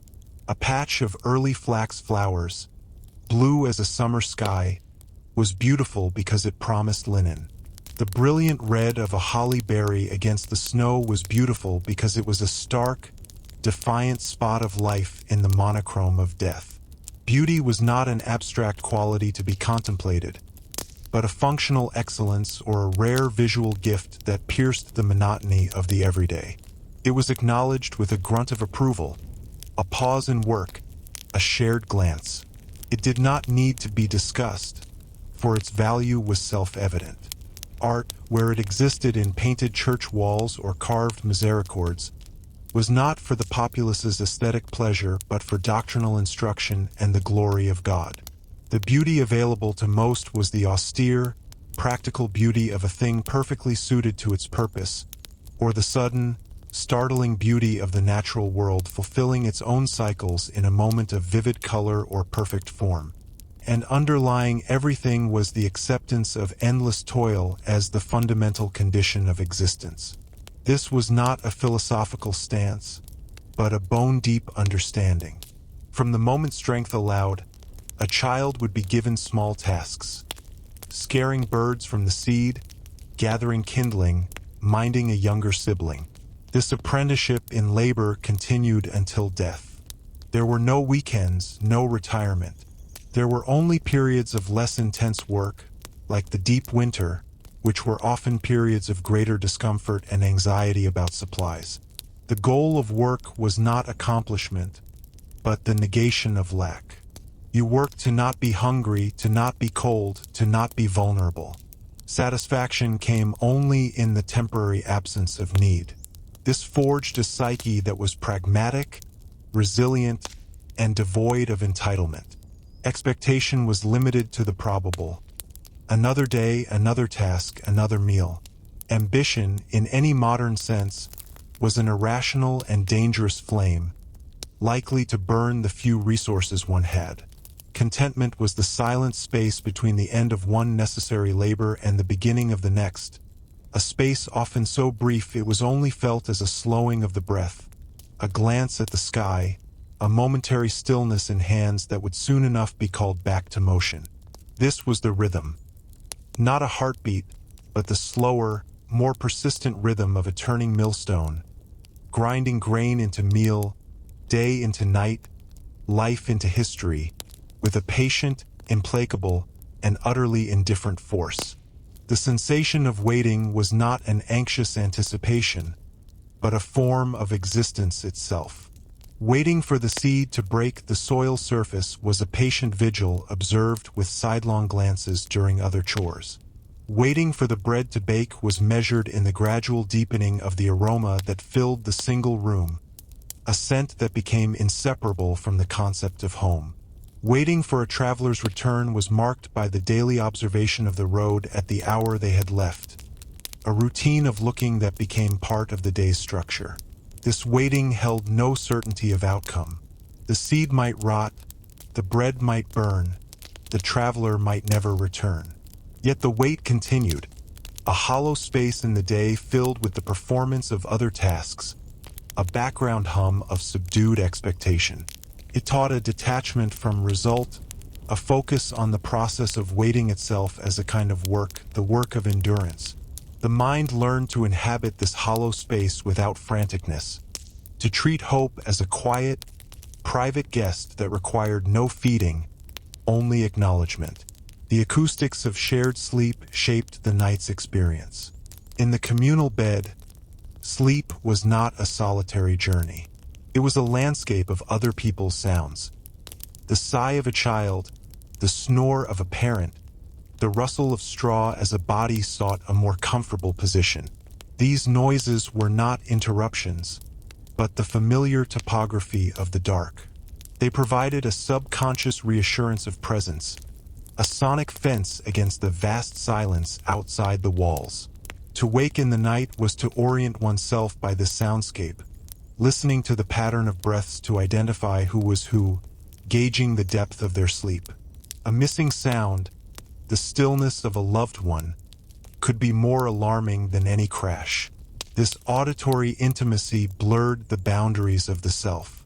The line between one's own body and the bodies of family was permeable in the dark, defined more by sound and shared warmth than by individual space. Dreams could feel communal, as if the quiet sounds of others seeped into the sleeping mind, weaving themselves into the narrative of the night. The material of leather was everywhere, and its presence was felt through smell and touch. It was in the harness of the ox, stiff and creaking, smelling of animal fat and sweat. It was in the shoes, shaped to the foot through long use, growing damp in the rain and hardening by the fire, their soles thin enough to feel every stone on the path. It was in the aprons of smiths and butchers, scarred and stained, a testament to years of protective service. Leather was worked, not manufactured. It began as a raw hide, reeking and bloody, and through a long, foul process of soaking in tannin pits, often filled with oak bark and urine, it was transformed into a durable, flexible material. The smell of this process of tannin and decay clung to tanneries and to the men who worked there, a social marker as clear as any badge. To handle leather was to handle a piece of an animal's history and a craftsman's labor, a substance that was both dead and intensely alive in its continued utility, becoming softer and more personally shaped with each passing year. The sky was not a passive ceiling but an active script of meaning and warning. The shape of clouds foretold rain or fair weather. The color of the sunset promised wind. The flight of birds was read for omens. A hawk circling was a sign of death. Swallows skimming the fields meant insects, and thus a good crop. The moon's phase dictated not just light, but the timing of planting, bleeding, and travel. Astrology was not a hobby but a serious framework for understanding health, personality, and fate. A person born under the sign of Mars might be expected to be quarrelsome. An illness that began under a waning moon was considered more dangerous. This celestial literacy made every glance upward an act of interpretation. The heavens were a book written in a language of movement and light, and though few could read parchment, nearly everyone could read this. It connected the smallest human drama to the grand motions of the cosmos, offering a pattern, if not always comfort, in the chaos of earthly life. A storm was not just a storm. It was the heavens enacting a drama of which one's flooded field was merely a minor scene. The management of grief followed the seasons. A death in winter was a logistical and emotional ordeal, the frozen ground resisting the spade, the body kept in the coldest part of the house while a grave was laboriously hacked out of the iron earth. The mourning was conducted indoors, in the close, smoky air, the grief mingling with the claustrophobia of the season. A death in summer was different. The burial was easier, the earth soft and yielding. The wake could be held outside, the sorrow juxtaposed with the blatant fertility and light of the world. Grief itself was not a private psychological process but a public performance with expected rituals. The wearing of dark clothes if one owned them, the abstention from certain festivities, the formalized weeping. Yet the duration of sanctioned mourning was often cut short by necessity. A widow needed to remarry for survival. A fatherless child needed to begin work. Grief was therefore folded into the daily routine, a quiet background note to the ongoing labor of living. One mourned while milking the cow, while spinning the wool, while weeding the row. The sharp pain of loss was slowly worn smooth by the grinding repetition of duty, until it became a familiar, quiet ache, another among the many the body carried, notable only in its particular resonance when remembered in a certain slant of light, or at the sound of a familiar voice from a stranger's mouth. And through all this, the sense of time was not linear, but cyclical and spiraling. One did not move forward along a line of progress, but around a wheel of seasons, and with each revolution, one was a little older, a little more worn, the wheel's track a little deeper. The past was not behind you, but beneath you, in the soil you worked, which held the bones and ashes of your forebears. The future was not ahead, but was the same cycle awaiting you, the same tasks, the same weather patterns, the same holy days, with only the variable of your own increasing frailty. This perspective bred neither despair nor ambition, but a profound, ingrained patience. What was the point of haste? The sun would rise and set at its ordained pace. The crop would ripen in its own time. You would age as the stones in the wall mossed over. Life was not a story with a climax and resolution. It was a condition, like the weather to be weathered. The moments of joy, of peace, of connection, were like brief sunbreaks in a predominantly gray sky, precious not for their rarity, but for the way they illuminated the enduring landscape, revealing its contours for a moment before the clouds closed in again, returning the world to its familiar, muted, and enduring state of being. There was no narrative arc, only the long, flat line of survival, punctuated by the small, rhythmic rises and falls of daily need and nightly rest, until the line finally, quietly ceased. The sensation of hunger had a different anatomy. It was not a sudden pang, but a constant, low-grade companion, a hollow presence beneath the ribs that varied in intensity but seldom left entirely. It was known in stages, the first gentle reminder mid-morning, a sharper insistence by noon, a dull, enduring ache through the long afternoon. The meal, when it came, was not an event of satiation but a temporary filling of the void. The coarse bread and thin pottage sitting heavily yet somehow never quite reaching the depths of that familiar hollow. In lean times, this hollow expanded, becoming a central fact of consciousness, coloring thought and slowing movement. The body learned to function within its confines, to conserve energy, to make every motion count. Hunger was a teacher of efficiency and a reminder of absolute dependency. On the soil, the weather, the Lord's storehouse. It stripped away abstraction, reducing the world to a simple equation of intake and exertion. The taste of food, any food, under its reign was profoundly heightened.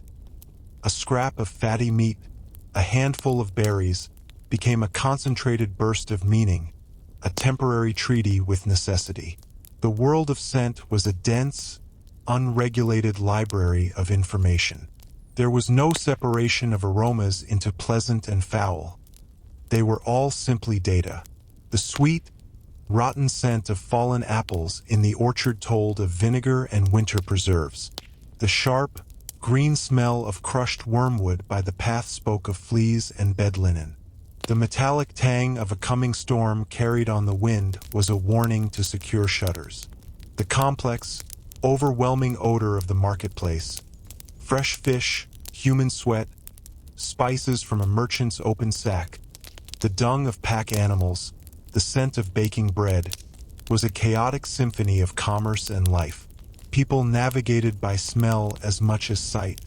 A change in the scent of a wound signaled mortification. The unique smell of one's own home, a blend of smoke, stored apples, sleeping bodies, and the earth floor, was the olfactory definition of safety. This constant, unmediated olfactory engagement forged a direct, visceral link to the environment. One didn't just see a midden. One knew it, intimately, from 100 paces away. The nose was not a passive sense, but an active scout, continually sampling the air for news, for danger, for the turning of the seasonal wheel. The nature of cold was not merely the absence of heat, but an active, invasive force. It did not wait outside. It seeped through the very walls, rising from the ground through the floor, pouring through the gaps in the window shutters. It settled in the extremities first, making fingers clumsy and toes numb, then worked its way inward, tightening the muscles across the shoulders and back. To be warm was not a default state, but a temporary achievement, won through proximity to the fire or through relentless physical labor. The warmth of the bed, a collective project of shared body heat under piled covers, was a nightly triumph against this insidious adversary. Cold dictated architecture, low ceilings, small windows, houses built into hillsides. It dictated social patterns, the gathering around the single hearth, the acceptance of close physical proximity. It was a great equalizer, for while the rich might have more fuel, they still inhabited stone halls where breath fogged the air. Cold shaped time, making the winter nights long, interior, and introspective, a season of contained energy waiting for release. It was a constant, quiet battle, and the body's memory of it lingered even into summer, in a reluctance to fully shed layers, in a deep appreciation for any direct sunlight on the skin. Communication with animals was a language of gesture, tone, and mutual need, not of words. The ox responded to the pressure of the goad and a specific guttural command. The dog understood a pointed finger and a sharp whistle. The horse knew the tension of the reins and the shift of the rider's weight. This was a dialogue built on thousands of repetitions, a forging of a shared understanding for a shared purpose. There was little room for sentimentality, but there was often a deep, unsentimental bond.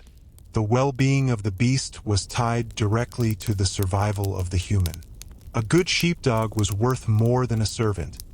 A reliable plough horse was a family's treasure. This relationship was one of mutual dependency, a partnership where both parties were, in a blunt sense, tools for each other.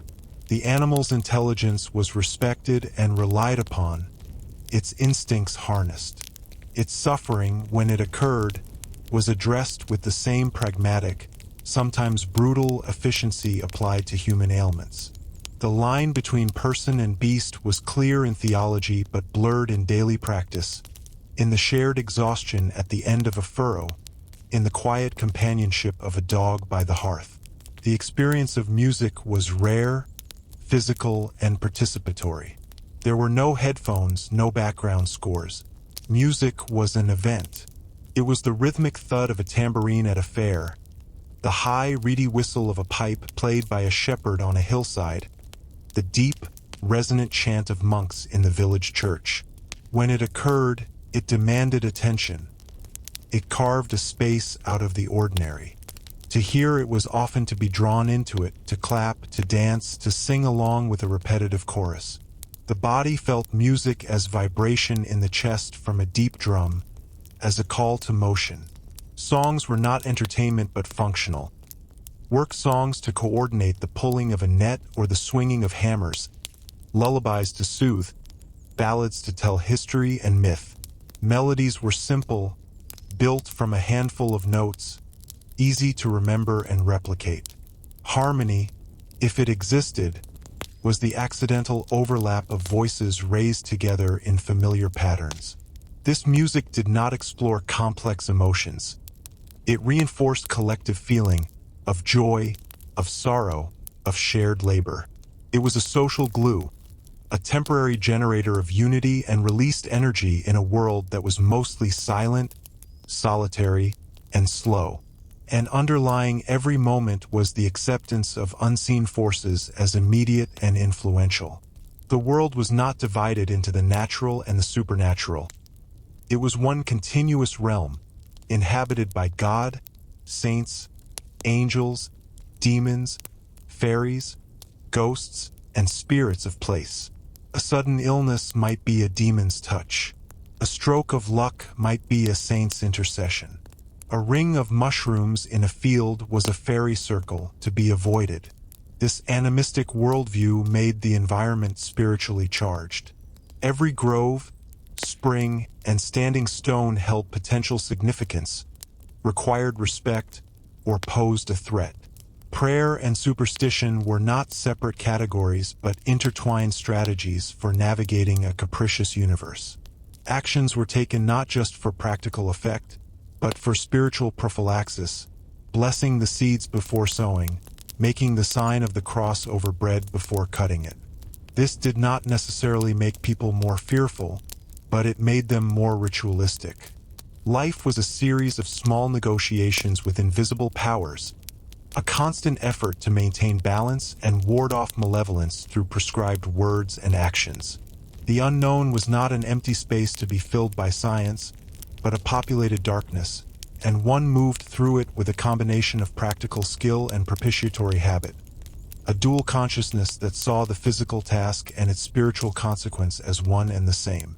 The world was thick with meaning, every rustle in the leaves potentially significant, every dream a possible message, and the line between this life and the next was as thin as the veil of mist on a morning field. The texture of a path underfoot told its own story. A main road, such as it was, consisted of two parallel ruts worn deep by cartwheels, with a hump of grass and mud between them. In dry weather, the ruts were baked hard, jagged with the fossilized impressions of earlier travelers.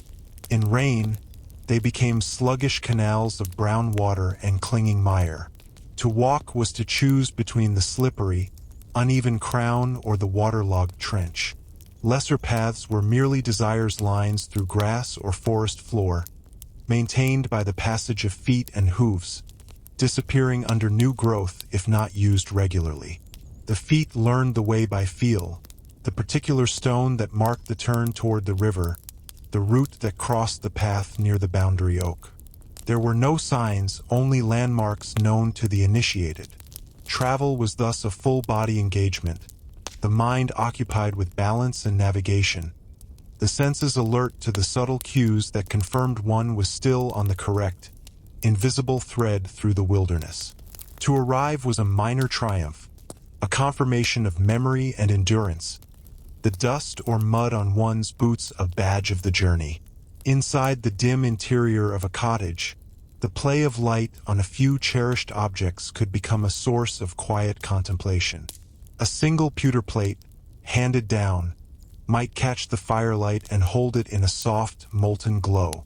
A polished wooden cup, dark with age, would absorb the light into its depths. The few tools hung on the wall cast long, distorted shadows that danced with the flames. their shapes familiar yet strange in this transformative light. With so few visual distractions, the eye learned to find depth and variation in simple things.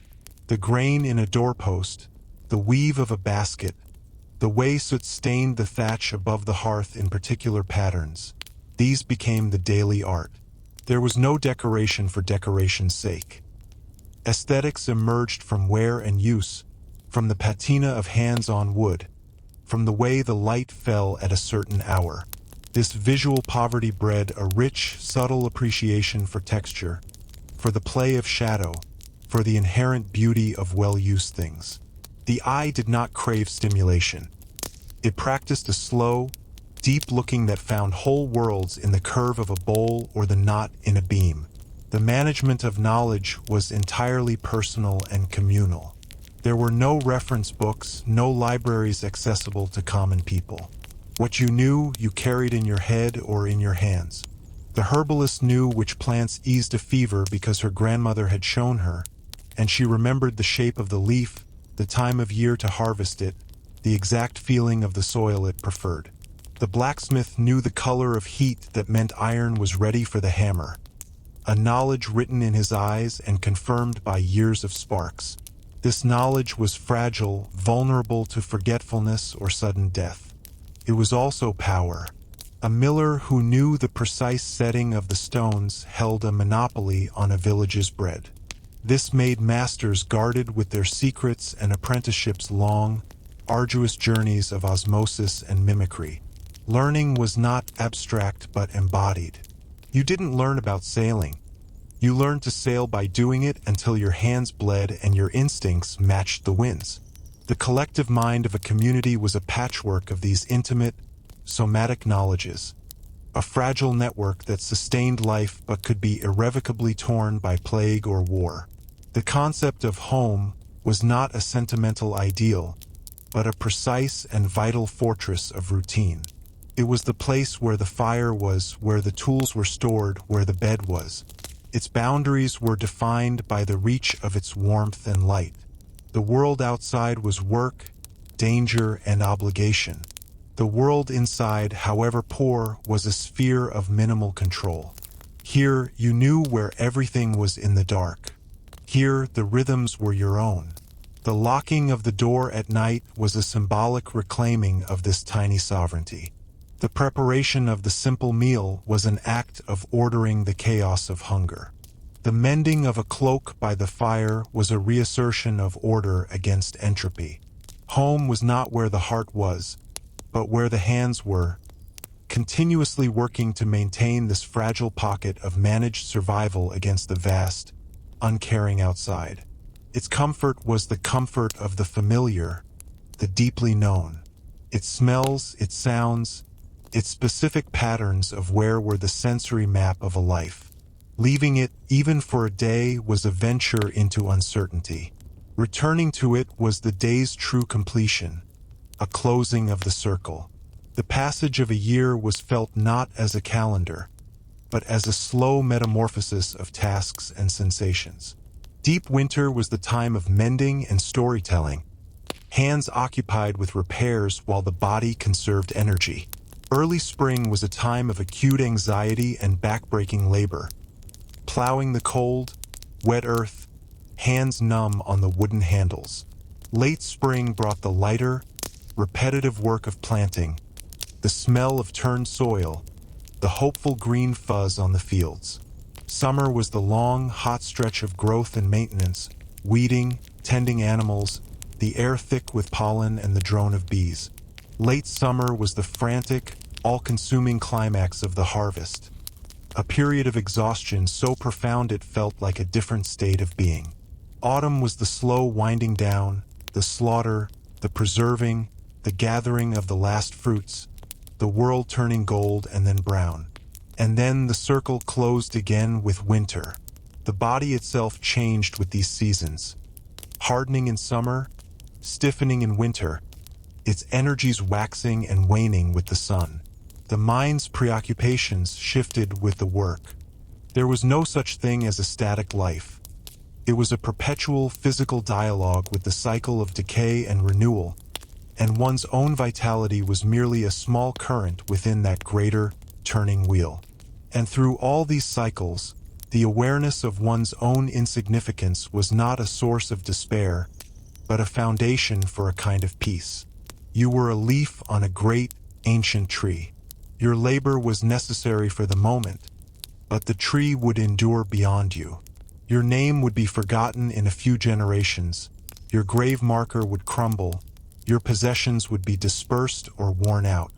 This knowledge did not devalue life, but stripped it of pretension. It fostered a focus on immediate, tangible contributions. A straight furrow, a sturdy barrel, a well-told story that would entertain for an evening.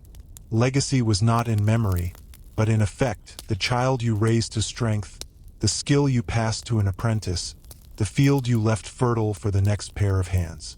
The pressure of individuality, of making a unique mark, did not exist. The mark you made was the same mark your ancestors made, the subsistence of your line, the maintenance of your patch of the world. This could be a liberation. There was no need to be extraordinary. The demand was simply to be competent, to endure, to play your part in the endless, repeating pattern. Success was survival. Meaning was found not in transcending the condition, but in inhabiting it fully, in the weary satisfaction at the end of a day that had been, in all its difficulty, sufficient. The story had no climax because it was not a story. It was a condition like breathing, and the only true failure was to stop. The sensation of rain carried a different weight depending on the season and one's position. On a slate roof, it was a rapid, impersonal percussion, a sound that spoke of the roof's integrity or failure. On thatch, it was a softer, absorbing thrum, a sound that meant the reeds were drinking their fill and would soon need replacing. Falling on bare earth, it first raised the scent of dust, then of wet soil, and finally created a landscape of glistening mud. To be caught in it while working a field was a particular kind of misery, the wool of one's tunic absorbing the water until it doubled in weight, the cold finding every seam, the hands becoming slick and clumsy on tool handles. Yet, after a drought, the same rain was a collective blessing felt in the very air, a release of tension. People watched it fall with a practiced eye, gauging its intensity and duration, knowing that too little meant hunger and too much meant rot. There was no retreat from its implications. One stood within the weather, part of it, measuring life by its gifts and its punishments. The management of sleep was not a surrender but a strategic retreat. The bedding, rarely more than straw or coarse wool over a board, was arranged with an eye toward warmth and pest management. Herbs like lavender or mint might be scattered amidst the straw to deter lice and fleas. There sent a small island of cleanliness in the night. The body, knowing the chill that would come in the deepest hours, learned to sleep in a semi-curled position, conserving heat. Dreams were often brief and fragmented, interrupted by the cold, by a child's cry, or by the need to stoke the banked fire.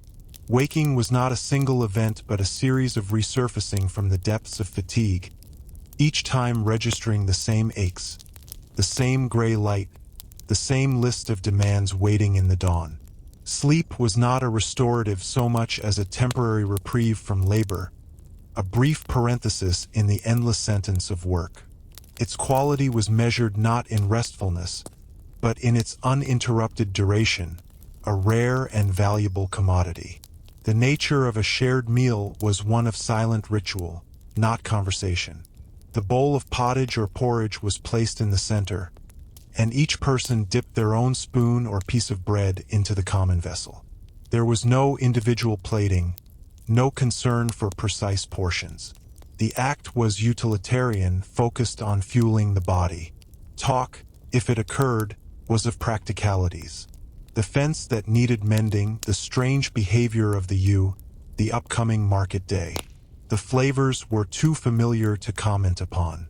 The meal was a transaction with necessity, completed with efficiency. For the very poor, this might be the only substantial eating of the day, a moment where the gnawing hollow was temporarily filled with a warm, bland mass. The satisfaction was physical, not social. A slight heaviness in the stomach, a lessening of the lightheadedness that accompanied long hours of labor. The table was not a place of gathering so much as a refueling station, a brief pause in the machinery of survival. The perception of sound in a crowded space, like a market or a church, was a layered, indistinct roar. Without amplification, a speaker's voice had to fight against the ambient noise of shuffling feet, rustling clothes, coughs, and murmured conversations. To hear a proclamation or a sermon required intense focus, leaning forward, cupping a hand behind the ear. Music in such a space was a physical vibration felt in the chest as much as heard by the ears. In contrast, a conversation between two people in a quiet corner was a thing of profound intimacy, conducted in hushed tones, the words precious and clear. The auditory world had a sharp dynamic range, from the overwhelming roar of a storm or a mob to the exquisite clarity of a whisper in a still room.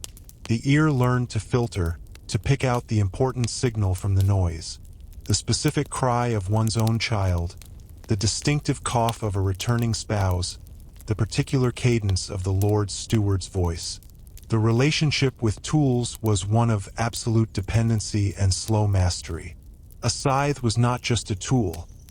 It was an extension of the arm, its balance and sharpness determining whether a day's mowing would be merely exhausting or crippling. The user knew the sound of a well-struck blow, the feel of the edge biting into the stalk, the exact motion required to keep the blade from lodging in the earth. Tools were maintained with reverent care, sharpened, cleaned, and stored properly. To damage a tool through carelessness was a serious failing, a sin against one's own livelihood. This deep knowledge was built over years through calluses and muscle memory. The tool and the user became a single system, the mind focused on the goal, the body executing the perfected movement without conscious thought. The work was meditative in its repetition, the world narrowing to the arc of the swing, the progression down the row, the growing pile of cut grain. In this focused state, time could distort, hours passing as a single, continuous motion, the self dissolving into the rhythm of the task.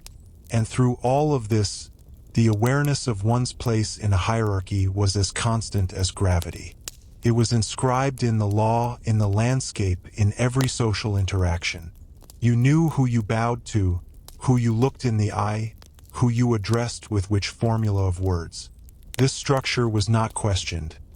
It was the architecture of reality, as fixed as the seasons. Your Lord's will was a local weather system, shaping your fortunes.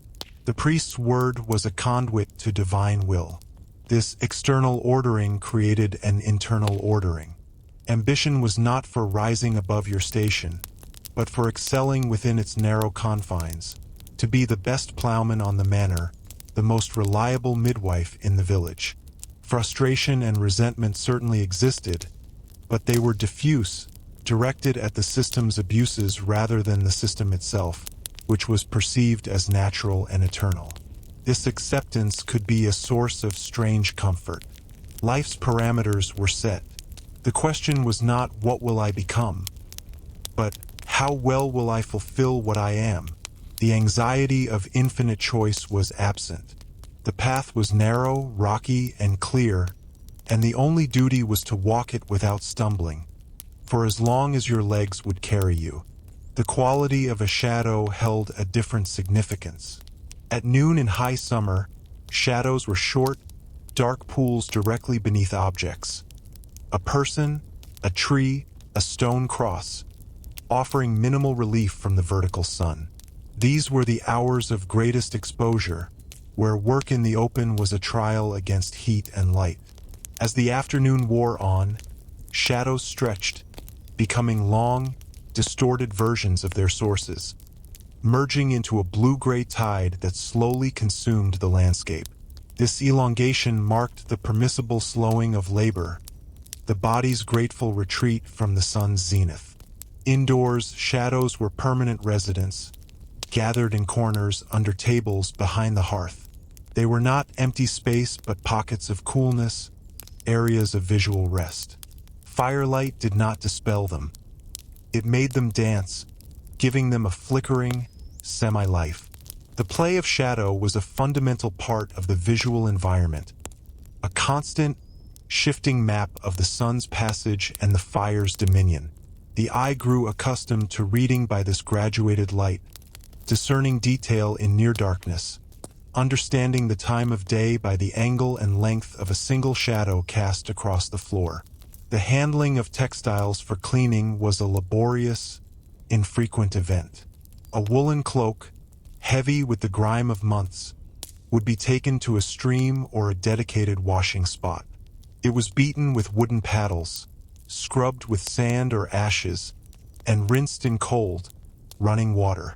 The process was brutal on the fabric and on the hands. The wet wool became immensely heavy, a sodden mass that took days to dry fully, often stiffening as it did. Therefore, washing was a major undertaking, planned for warm, breezy days and often a communal activity among women. Outer garments might only see this treatment once or twice a year. Linen underclothes, being less burdensome to wash and dry, were laundered more frequently, but still with a rough, practical efficiency. The concept of freshness was not a daily expectation but a hard-won, temporary state, soon to be overwritten by the smells of smoke, sweat, and toil. The body's own scent, therefore, was not masked but layered, a personal history in odor, changing subtly with the seasons and the nature of the work.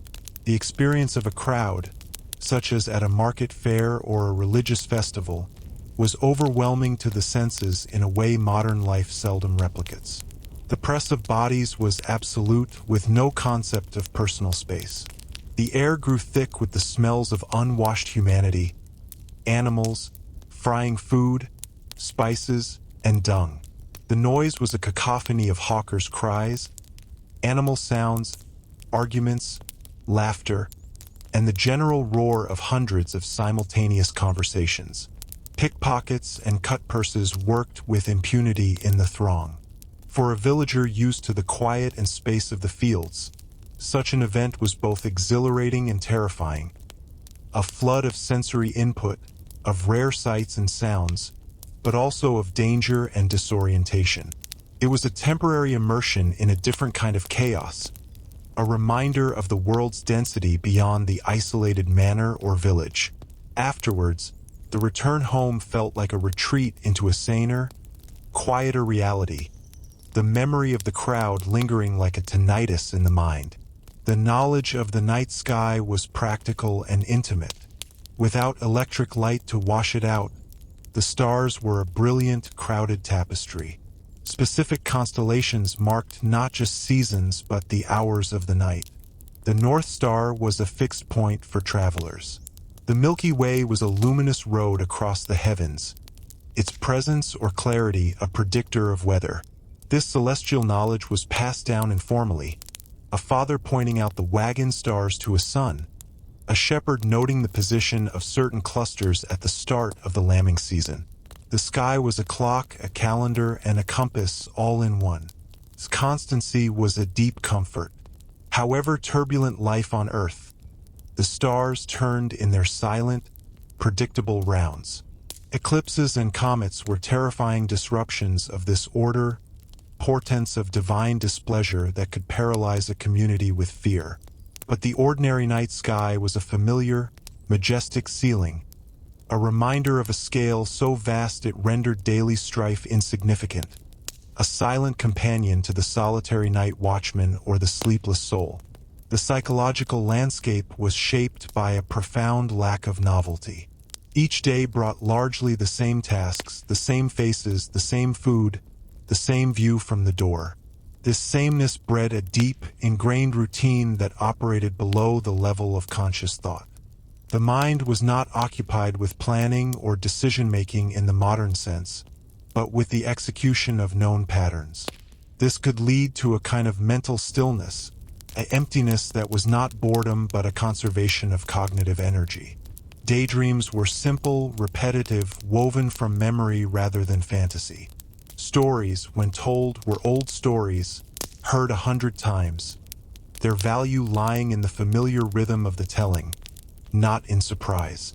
Innovation in thought or action was suspect. The old ways were the safe ways. This mental world was narrow but deep, focused on the mastery of the known rather than the exploration of the unknown. It produced a stability of personality, a consistency of character that was both a strength and a limitation. The inner life was a slow, deep river, not a sparkling, branching stream. And through all this, the awareness of the body as a temporary, failing instrument was ever present. One did not age gracefully. One wore out. The back curved from years of bending. The knees stiffened. The eyes clouded. The teeth loosened and fell out. This decay was not a medical condition to be treated, but the expected trajectory of a life of labor. People read the signs of decline in themselves and others with a detached clarity. The old man who could no longer pull a full day at the plough became a watcher of children, a tender of the garden patch. The old woman whose fingers grew too stiff for fine spinning might card wool or stir the pot. There was no retirement, only a diminution of capacity and a shift to less demanding tasks within the household economy. Death, when it came from simple age and debility, was often a slow fading, a gradual withdrawal from the circle of activity until one morning the body did not rise. This end was not tragic but natural, the final wearing out of a tool that had been used to its limit. It was the expected completion of the contract between the body and the world, a quiet conclusion to a long story of endurance, marked not by a climax, but by a gentle, inevitable stopping. The sensation of wind was not a single thing but a language spoken against the skin. A gentle breeze from the south carried the faint, damp promise of rain and the distant scent of blossoming fields. A sharp east wind in winter cut through wool like a blade, carrying the dry, metallic smell of frozen earth and a threat of prolonged cold. The wind in the forest was a distant roar high in the canopy, a sound felt in the chest before it was heard, while down below it was merely a series of cold, sighing drafts between the trunks. Working in an open field on a windy day was an exercise in constant adjustment. Squinting eyes, holding down loose clothing, feeling the subtle pressure trying to steal one's balance.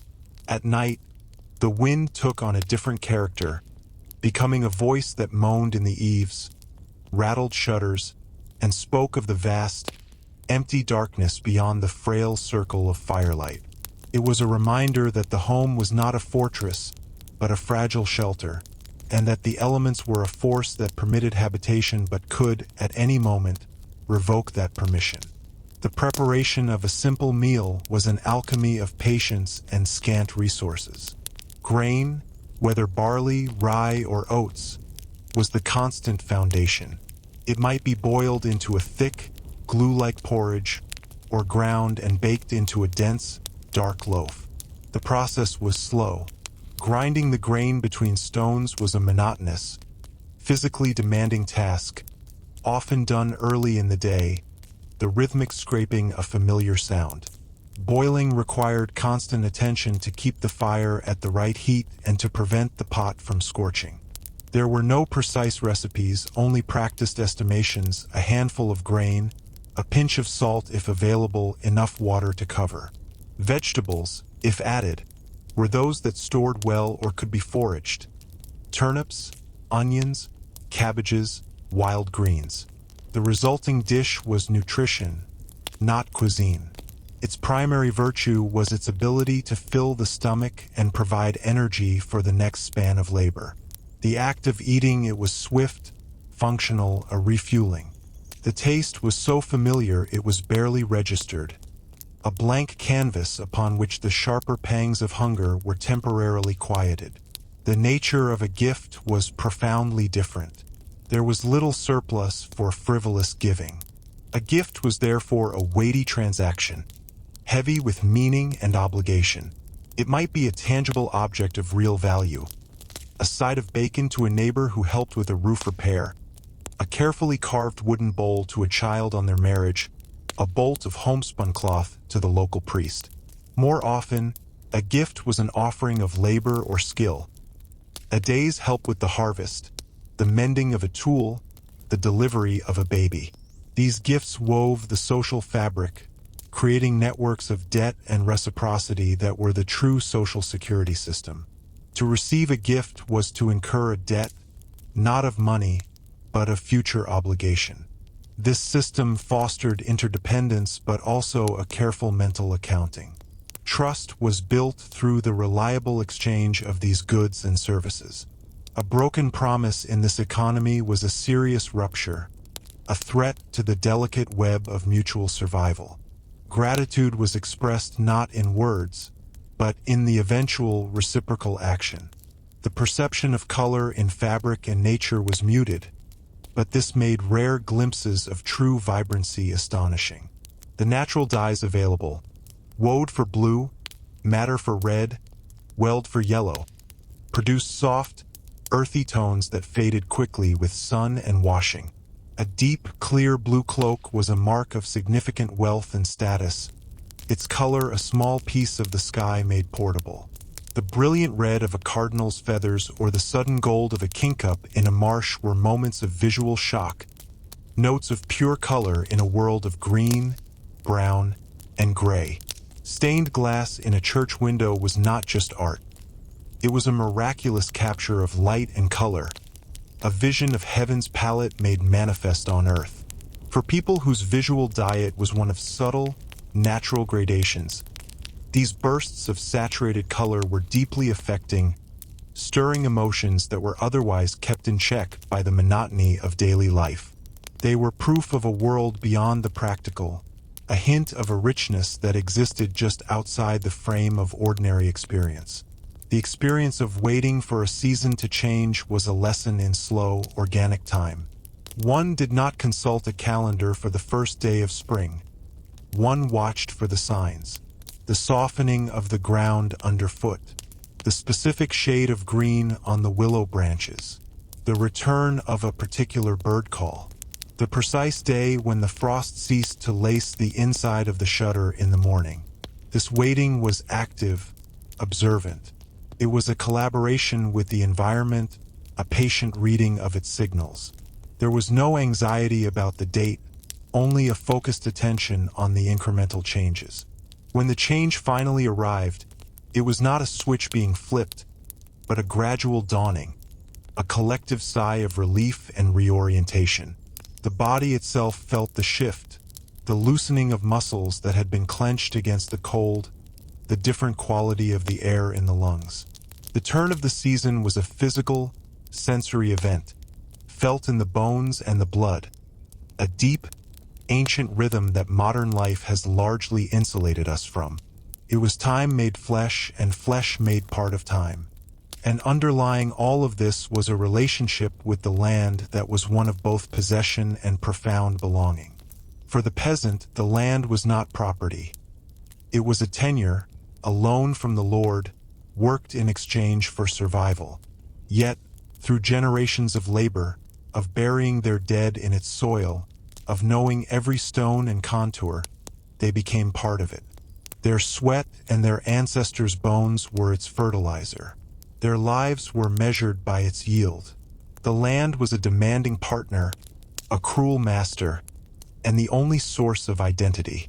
To be forced from it by enclosure or eviction was a form of spiritual death as well as an economic catastrophe.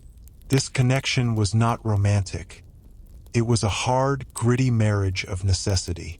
The peasant did not love the land in an abstract sense. He knew it. He knew which field drained poorly, where the best clay could be dug, which slope caught the morning sun. This knowledge was his true inheritance, more valuable than any movable goods. It was a knowledge written in the body's aches and the mind's memory, a map of a life etched into a few acres of earth. The horizon might be limited, but within that circle, the depth of knowing was infinite. The world was not wide, but it was deep, and in that depth, for those who could endure its hardships, there was a kind of rooted meaning, a silence that was not empty, but full of the slow, patient language of growth and decay. The sensation of touch was often an encounter with harshness. The wood of a tool handle was not sanded smooth, but worn to a polish by the specific grip of its user, conforming to calluses and the swell of a palm over years. New cloth was scratchy and stiff, requiring a long period of wear to become pliant against the skin. Stone walls, even indoors, exuded a damp, cold that could be felt from a foot away. The earth floor of a cottage was hard-packed but never truly level, a topography familiar to the bare or stockinged foot. Even water, drawn from a well, had a weight and a temperature that spoke of the deep ground. There were few experiences of unalloyed softness. A bed of fresh straw was a rare luxury, a temporary cradle before it compacted into a lumpy mat. The touch of another human being, in work or comfort, was perhaps the primary source of gentleness in a tactile world dominated by rough textures and unyielding surfaces. This made such contact deeply significant, a silent communication of shared hardship or care, a fleeting respite from the pervasive abrasiveness of the material world. The management of time after dark was governed by the economics of light. A rushlight, a simple reed dipped in fat, might burn for an hour. A tallow candle, longer, but with a guttery, smoky flame. Wax candles were for the church and the very wealthy. Therefore, light was rationed. The evening's activities were organized around its slow consumption. The most visually demanding tasks were completed first, in the fading twilight from the open door. As full dark fell, the light source was lit, and work shifted to things that could be done by feel or in the dim, dancing glow. Mending, spinning, whittling. Conversation happened in near darkness, faces half-lit, expressions softened and hidden. When the light guttered out or was deliberately extinguished to conserve fuel, the day was conclusively over. There was no reading in bed, no last scroll through messages. There was only the darkness and the slow drift toward sleep. This daily surrender to the dark shaped circadian rhythms more profoundly than any clock. The body learned to wind down with the dying of the light, to store its energy not for evening pursuits, but for the pre-dawn restart of labor. The night was not for living, but for cessation. The sound of one's own community was a constant, low-frequency hum. The village was never truly silent. Even at night, there were sounds. A dog barking at a fox, the cough of a sick elder from a nearby cottage, the rustle of the thatch in the wind. By day, the soundscape was a tapestry of familiar work sounds. The distant ring of the blacksmith's hammer, the rhythmic thwack of a loom's beater, the calls of children tending geese. These sounds were not noise. They were the audible signature of life proceeding normally. A change in this pattern was immediately noticeable. The absence of the smith's hammer meant illness or a journey. An unusual number of barking dogs might signal the approach of a stranger. People listened to their environment with a subconscious, vigilant attention. This oral monitoring created a deep, unspoken collective awareness. Everyone was, in a sense, keeping auditory watch over everyone else. Privacy was not just visual but sonic. A raised voice in an argument, a baby's cry of pain, could be heard by several households, making personal matters inevitably communal. The soundscape was a web that connected and constrained, a living network of information and social control. The experience of illness was a descent into a separate, interior state, while the world outside continued unabated. There was no sick leave. If you were a peasant, your illness meant your family's labor pool was diminished, a direct threat to their security. You would be moved to the warmest spot by the fire, given what meager comforts were available, and then largely left to your fate as the necessary work of survival went on around you. The illness was both a physical and a social isolation. You became a passive observer of the daily routines you could no longer perform, a drain on resources, a source of anxiety. The treatments offered, herbal teas, poultices, prayers, were as much about demonstrating care and enlisting supernatural aid as they were about medical efficacy. Recovery was a slow, grateful reintegration into the work cycle. Death, when it came, was often a quiet surrender in that same spot by the fire, the body's final withdrawal noted in the cessation of breath, followed by the practical, solemn rituals of preparing it for the grave. The sick person was an island of vulnerability in the stream of relentless communal effort, and their passage, whether back to health or into death, was a stark reminder of the individual's fragility within the rigid structure of collective survival. The concept of the future was not a landscape of possibilities, but a simple, stark projection of the present. Tomorrow would be like today, with minor variations of weather and task. Next year would follow the same agricultural cycle. The future of one's children was largely predetermined. They would work the same land, learn the same trade, marry within the same social sphere. This limited horizon could be stifling, but it also eliminated a vast category of modern anxiety, the anxiety of choice, of missed opportunities, of constructing an identity. Identity was given, not made. You were the son of the miller, and so you would be a miller. This determinism fostered a deep focus on the quality of one's given role, rather than the search for a different one. Mastery lay in depth, not breadth. The future held few surprises because it was not an adventure to be undertaken, but a known path to be walked, with its inevitable milestones of marriage, childbirth, aging, and death. This could breed a profound existential patience, a willingness to invest in the slow improvement of a skill or a piece of land, knowing that the investment would likely outlive you, serving your children and your children's children. The future was not yours. You belonged to it, a single link in a chain whose beginning and end were lost in time, and whose only demand was that you hold fast. And through all of this, the presence of animals was not as pets, but as co-inhabitants in a shared struggle. They lived close by, often under the same roof in winter. Their sounds, smells, and needs were woven into the daily pattern. The death of a pig was not a sentimental loss but an economic event of great importance, marked by a collective effort in butchering and preserving, a temporary abundance in the larder. An ox was a fellow worker, its strength leveraged to accomplish what human muscle alone could not. There was affection, but it was a spare, practical affection, tempered by the understanding that these creatures existed for a purpose. Their suffering mattered, but primarily as it affected their utility.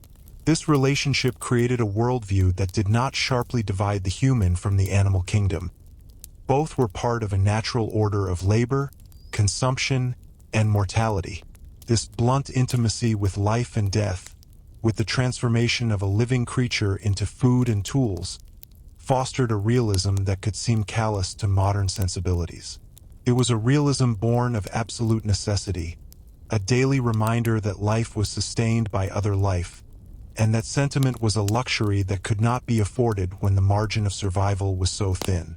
The world was a system of use, and every being within it, human or beast, had a designated use. To fulfill that use was the primary and often the only meaning. The texture of silence in deep snow was a physical presence, absorbing sound until the world felt muffled and distant.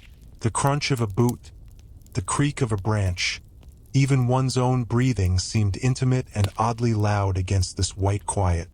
Inside, with the door shut against the cold, the silence was even deeper, broken only by the soft hiss and pop of the fire. This winter silence was not empty, but thick, a time when thoughts turned inward for lack of external stimulus. It was a season for stories told in low voices, for memories examined without urgency, for a kind of mental hibernation. The mind, like the land, entered a state of suspended animation, conserving its energy, waiting for the thaw. This silence could be oppressive in its totality, a reminder of the world's dormancy and one's own isolation, but it could also be a profound respite from the constant demands and noises of the active months. A blank page in the year's relentless narrative. The management of a simple resource like salt was a matter of grave importance. It was not a flavoring so much as a preserver, a lifeline for keeping meat and fish edible beyond their natural season. A small sack of salt represented security, a bulwark against winter starvation. It was carefully rationed, used to cure the annual pig, to pack fish in barrels. To spill salt was a minor disaster, a waste of precious substance. Its acquisition often required trade or travel to a market town. Its presence in the home was a sign of prudent management. The taste of salt on food was therefore a taste of foresight, of safety, of time itself captured and held at bay. In an era before refrigeration, salt was a primary technology for stretching the present bounty into the future's uncertainty. Its crystalline grit was the taste of tomorrow's meal, a mundane miracle that prevented rot and sustained life through the barren months. The experience of a simple journey, even a few miles, was an undertaking that reshaped one's perception of distance. Walking was the primary mode, and the body was its own vehicle. A trip to the next village meant dedicating most of a day, setting out at dawn, walking at a steady, ground-covering pace, conducting business quickly, and returning before dusk. The body felt the distance in the legs and feet. The mind marked it by the changing landmarks. There was no encapsulation from the environment. One felt the wind, the rain, the sun. One heard the birds, the rustle of animals in the underbrush. The journey was a sensory immersion in the landscape between points A and B, not a mere traversal of it. This made destinations feel truly separate, distinct worlds with their own character. News from such a place was not abstract. It was carried in the dust on the messenger's boots and the weariness in his face. The world was vast because it was measured in steps, in fatigue, in the time it took for the sun to cross the sky. The nature of a shared glance held more weight in a world with less speech. In the fields, a look between workers could coordinate the swing of scythes or the lift of a heavy stone. Across a crowded room, a glance from the lord or his steward could convey approval or warning without a word being uttered.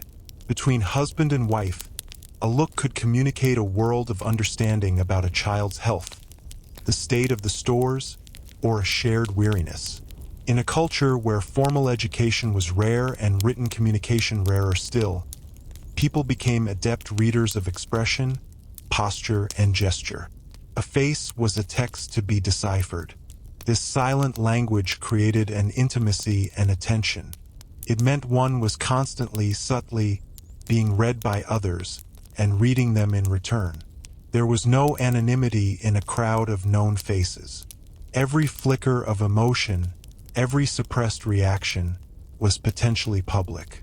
This fostered a culture of emotional restraint, of keeping one's face a calm mask, for the wrong glance could be as damning as the wrong word.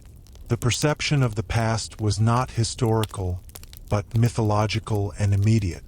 The past was not a series of analyzed events, but a storehouse of examples, warnings, and origins. The story of how the village well was dug by the founder 3 generations back was as relevant as yesterday's weather. The tale of the Great Famine during grandfather's time was a living caution about storage and planting. The past was not separate. It lived in the names of fields, in the ruins of an old cottage on the hill, in the family resemblance seen in a child's face. This created a sense of time as a spiral, where the same patterns recurred, and the wisdom of the elders was the only guidebook. "This is how we have always done it" was not a dismissal of innovation, but a statement of proven survival strategy. The past was a weight but also a compass. It limited possibilities by defining what was conceivable, but it also provided a deep, collective memory of how to endure the recurring crises of fire, flood, disease, and want. To know the past was not an academic pursuit. It was a survival skill. And through it all, the body's relationship with fatigue was a central, defining fact. This was not the pleasant tiredness after exercise, but a deep, systemic exhaustion that settled into the marrow. It was the fatigue of years, not hours. It made the bones feel heavy, the thoughts slow, the movements deliberate. This fatigue was the tax levied by a life of unremitting physical labor and inadequate nutrition. It was the baseline state of adulthood. Sleep did not erase it. It only partially reset it. One woke already acquainted with the day's tiredness, a familiar companion. This constant weariness shaped temperament, fostering patience, because rushing required energy one did not have, and a certain emotional flatness, because strong feelings were also draining. Joy was often a quiet glow, not an exuberant shout. Anger a slow smolder, not a flash fire. The body's energy was a precious fuel, hoarded and spent only on absolutely necessary things. Work, essential communication, the basic maintenance of life. There was no surplus for frivolity. This economy of energy created people who were, above all, endurers. They were not protagonists in a drama, but organisms in an ecosystem. Their primary triumph not achievement, but persistence. The goal of each day was not to excel, but to complete the necessary tasks without breaking, to transfer the burden of existence from one sunset to the next, a slow, relentless relay race against entropy, where the only prize was the momentary rest before taking up the burden again. The sensation of dusk was a gradual relinquishing, a slow bleeding of detail from the world. Colors lost their distinction, merging into shades of blue and gray. The sharp lines of a roof against the sky softened, then dissolved. Sound changed as well. The daytime noises of labor ceased, replaced by the preparatory sounds of settling in. The closing of a shutter, the latch of a gate, the lowing of cattle being secured for the night. The air cooled, often carrying the scent of woodsmoke from 100 hearths as fires were stirred for the evening meal. Dusk was not a moment but a transition, a tangible shift in the atmosphere that signaled the end of public, outdoor life and the retreat into the private, firelit sphere. It was a time of quiet movement, of tasks performed by feel and memory as much as by sight, a collective, unspoken agreement that the domain of the sun was over and the domain of the hearth and the star had begun. This daily surrender to the encroaching dark was a ritual as old as human habitation, a soft, inevitable closing of the day's eyelid. The material of wood was perhaps the most intimate of all substances, aside from the body itself. It was the structure of the home, the handle of the tool, the bowl for the meal, the fuel for the fire. Each type had its own character. Oak for strength and durability, ash for flexibility, willow for weaving, pine for quick-burning heat. People knew wood by its grain, its weight, its scent when cut, its sound when struck. A seasoned carpenter could tell the health of a tree by the look of its bark, and the quality of the timber by the ring of an axe against its trunk.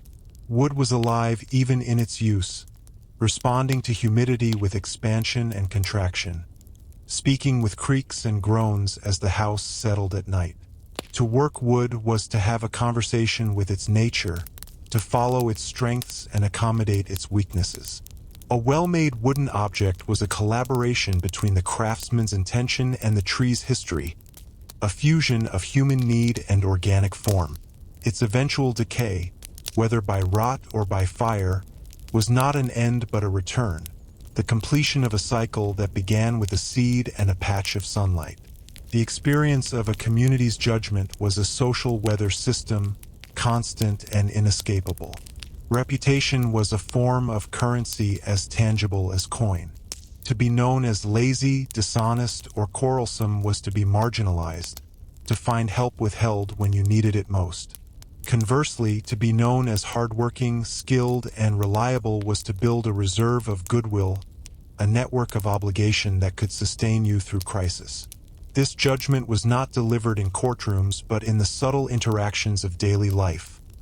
The tone of a greeting, the willingness to make eye contact, the readiness of a neighbor to lend a tool. Gossip was the mechanism of this economy, a rapid, efficient system for broadcasting credit and deficit. There was no appeal to a higher authority. The court of public opinion was the final arbiter for all but the most serious crimes. This created a powerful pressure for conformity, for adherence to communal norms. The price of eccentricity or defiance was isolation, and in a world where survival was cooperative, isolation was a slow death sentence. The self was therefore always partially public property, its value assessed and reassessed with every interaction. The knowledge of the body's limits was learned not through theory, but through repeated, often painful encounter. A young person learned how much they could lift by attempting to lift too much and suffering the wrench in the back. They learned how long they could work in the cold by pushing until the fingers went numb and clumsy. They learned the signs of heat exhaustion by collapsing in a field and being revived with water. This education was empirical and harsh. There were no safety manuals, no warnings. The world presented its hazards, and the body discovered its boundaries through failure. This bred a deep somatic wisdom, a preconscious knowledge of balance, of leverage, of the warning twinge in a muscle that preceded a strain. The body became a finely tuned instrument for reading risk in the immediate environment. But it also accumulated a ledger of small injuries.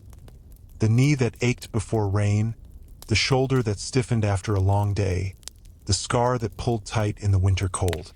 The body was a map of past misjudgments, a living record of the cost of labor and the price of inexperience. The concept of enough was a shifting, elusive target, rarely met. Enough food meant not being weak with hunger, but it seldom meant feeling full.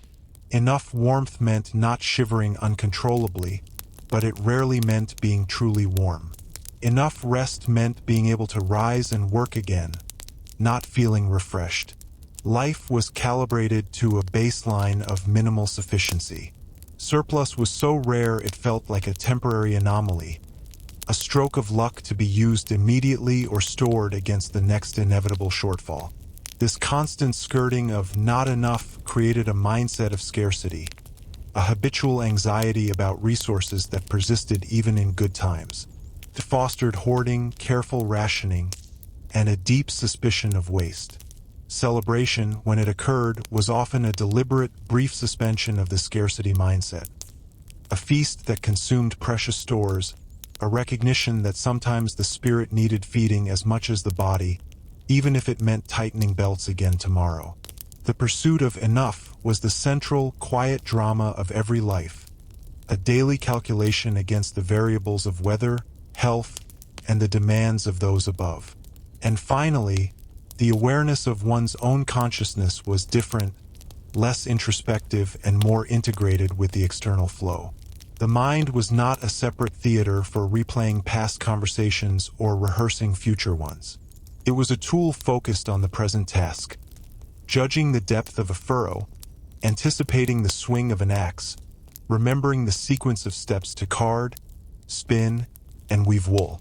When not occupied with a manual task, it often rested in a state of blank observation, watching the clouds, listening to the rain, feeling the weariness in the limbs. There was little energy for abstract thought, for pondering one's purpose or place in the universe. Those questions were answered by the daily routine. Your purpose was to work, your place was where you stood. This could be seen as a limitation, a poverty of inner life. But it could also be seen as a freedom from the self-torture of endless reflection. The self was not a problem to be solved, but a fact to be endured. Identity was not constructed through choices and consumption, but received through lineage and labor. The mind, in its stillness between tasks, was not empty, but full of the sensory world, the smell of the earth, the chill of the air, the weight of the tools, the sound of familiar voices. It was a consciousness that looked outward, not inward, finding its meaning not in thought, but in immersion in the relentless, tangible, demanding now. The texture of a well-worn stone step, cupped in the middle by generations of passing feet, held the memory of a community. That smooth, concave depression was a record of arrivals and departures, of weary climbs and hopeful descents, carved not by design but by the slow, collective attrition of daily life. To place one's own foot within that hollow was to feel a connection to an unbroken chain of others who had stood exactly there, looking out at the same view of fields or courtyard, bearing their own burdens. Stone, seemingly permanent, was in fact a slow ledger of human presence. A threshold stone, a hearthstone, a mounting block, each bore these subtle signatures of use, a topography of habit written in mineral. This silent, physical continuity was a form of history more immediate than any chronicle. It was a reassurance of belonging, a tactile proof that one was not the first, nor would one be the last, to tread this path, to enter this door, to lean against this wall seeking rest. The management of twilight was an exercise in negotiated vision. As the sun faded, the eyes underwent a slow adjustment. Colors drained first, leaving shapes in monochrome. Then details blurred, leaving only silhouettes against the lesser dark of the sky. Work that required precision became impossible. Instead, the hands turned to tasks of repetition and feel. Stirring a pot whose contents were now unseen but known by scent and sound, feeding animals by habit in pens whose gates were found by memory, gathering the last of the firewood by distinguishing log from shadow through touch and heft. This daily descent into functional blindness was not feared. It was expected. It marked the natural end of certain kinds of labor and the beginning of others. The mind, freed from visual distraction, often turned to listening, to the sounds of the household settling, to the stories told by the elders in the growing dark. The world shrank to the radius of the hearth's glow, and within that circle, other senses expanded to fill the space left by the retreating light. Twilight was a sensory migration, a daily journey from the kingdom of sight to the kingdom of sound, smell, and touch. The nature of a secret in a small, interdependent community was a fragile and dangerous thing. True privacy was nearly non-existent. Walls were thin, lives were lived in close quarters, and everyone's business was woven into the collective survival. A secret, therefore, was a weight. It might be a hidden affection, a petty theft, a doubt about faith, a physical ailment concealed to avoid being seen as weak. To hold a secret was to maintain a constant, low-grade vigilance over one's words, expressions, and movements. It created a subtle barrier between the self and the community. Yet, some secrets were necessary for survival. A hidden store of grain from the Lord's tax collector, a forbidden text, knowledge of a poached deer.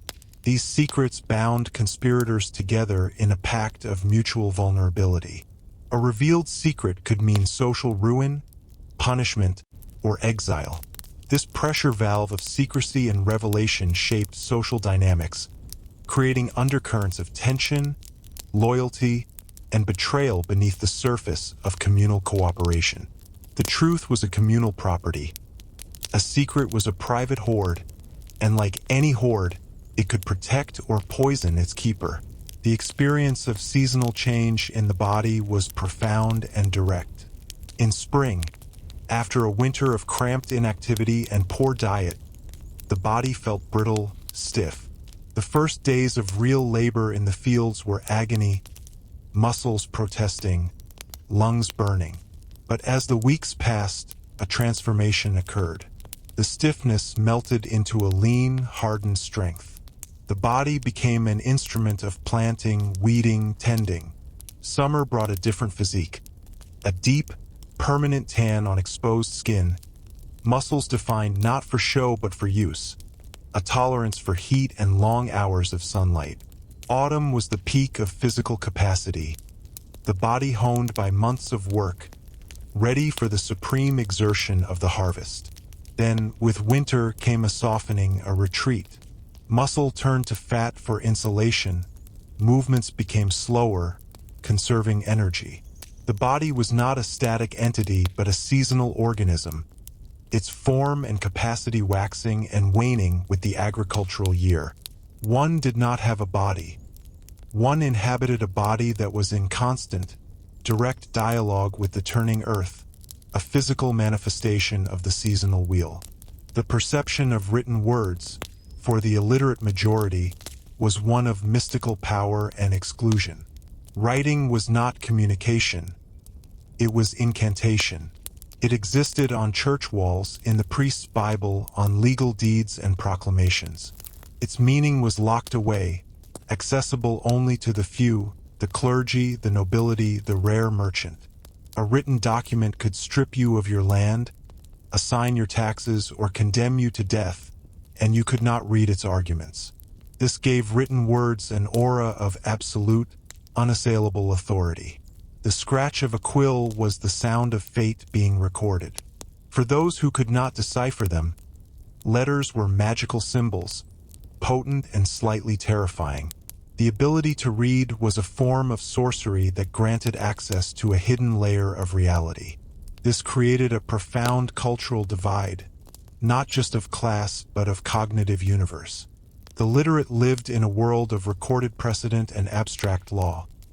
The illiterate lived in a world of oral tradition and immediate, sensory evidence. The gulf between these worlds was wide, and crossing it was a rare and transformative act. And through all of this, the understanding of one's own death was not a philosophical abstraction but a familiar neighbor. Death was visible in the churchyard, in the empty space at the table, in the chronic cough of the elder, in the infant who did not wake. It was not hidden away in hospitals. It happened at home, in the bed, or by the fire. The rituals surrounding it were hands-on and communal. Washing the body, sewing the shroud, digging the grave. This intimacy stripped death of some of its terror, replacing it with a solemn, practical respect. One's own death was understood as a certainty, its timing the only variable. This did not make life cheap. It made it starkly precious. But the preciousness was of a different kind, not an infinite potential to be realized, but a finite span to be endured and, in small moments, appreciated. Planning for the future often meant planning for one's death. Making a will, if one had anything to will. Securing the tenancy for one's heir, imparting final bits of knowledge. Death was the final duty, the last piece of business to be set in order. The goal was not to avoid it, but to meet it without drowning one's family in debt or disgrace, to have one's body properly committed to the earth, and one's soul, hopefully, to God.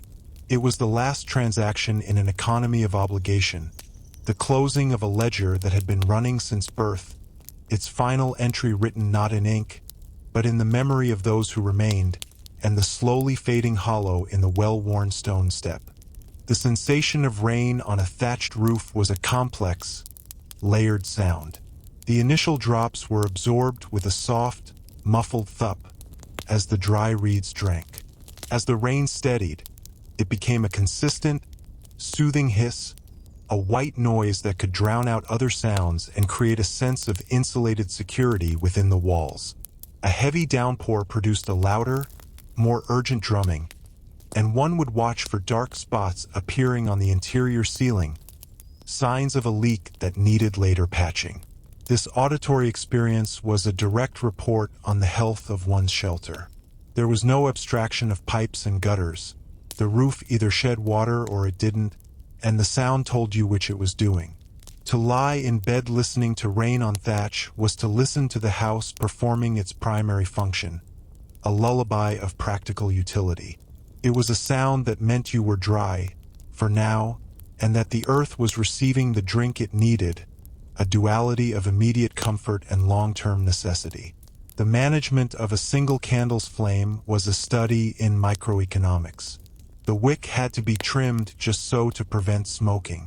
The candle had to be placed away from drafts that would make it gutter and waste wax. Its light was directed, not diffused, pulled close to a page, held over a workbench, set in the center of a table to create a small pool of visibility for shared tasks. The act of lighting it was deliberate, often using a splinter from the hearth, a transfer of the essential fire. Extinguishing it was not by blow, which could scatter sparks and waste the last of the smoke, but by pinching the wick or using a snuffer. The slow consumption of the wax was a visible clock. As it burned down, the quality of light changed, the flame dipping into the molten wax, sometimes needing rescue. The candle's life was a finite resource, its burning a measured release of illumination into the surrounding dark. Its gentle, wavering light did not reveal so much as suggest, painting faces and objects with a Rembrandt-like chiaroscuro, deepening mystery even as it pushed back the night. The nature of a shared burden, like carrying a heavy log or pulling a net, created a temporary wordless unity. The effort synchronized breathing and movement. A rhythm was established, sometimes aided by a simple work chant. The individual strain was subsumed into the collective heave. There was no room for variance in pace.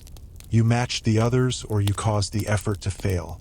This created a powerful somatic bond in the moment, a feeling of being part of a single, larger organism achieving what an individual could not. It was a pure form of cooperation, devoid of ideology, born of pure physical necessity. After the task was done, the unity dissolved back into individual aches and separate paths, but a residue remained.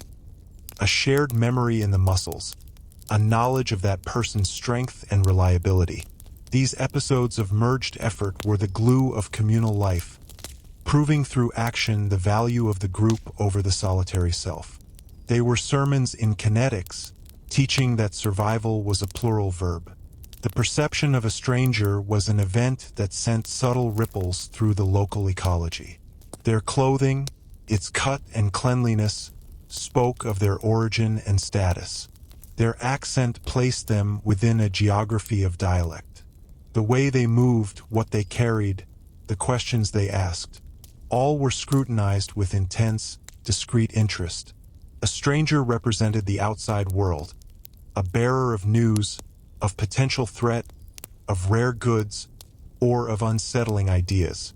Hospitality was extended with a mixture of obligation, Christian charity, communal custom, and sharp observation.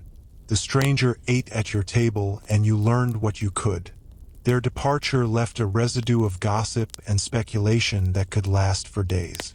In a world where most faces were known from childhood, a new face was a text to be decoded, a break in the predictable pattern. It brought a fleeting excitement, a whiff of the unknown, but also a wariness, for the unknown was more often linked to danger, to disease, to crime, to the disruption of the delicate local balance. The experience of minor, chronic pain, a rotten tooth, an aching joint, a boil, was a background hum to existence. There were no reliable analgesics. Pain was managed through distraction, through the forced focus of work, or through quiet endurance. It shaped demeanor, adding a layer of grim patience or irritable shortness to a person's character. One learned to perform tasks around the pain, to favor one side of the body, to avoid certain movements. It was a private, constant companion, its ebb and flow noted internally but rarely discussed unless it became disabling. This normalization of discomfort meant that a day without significant pain was a minor holiday, a piece of good fortune to be quietly appreciated. The body was not expected to be pain-free. It was expected to be functional despite pain. This relationship fostered a toughness, a mental separation from the physical self that allowed one to observe the pain as a weather system within the body, unpleasant but not necessarily defining. It was another form of weather to be endured. And finally, The awareness of the horizon as a literal limit shaped the imagination. What lay beyond the farthest hill one could see from the highest point in the parish was a matter of speculation, hearsay, and legend. For many, the world was a series of concentric circles. The home, the yard, the fields, the parish boundary, and then the unknown. Maps were not for common people.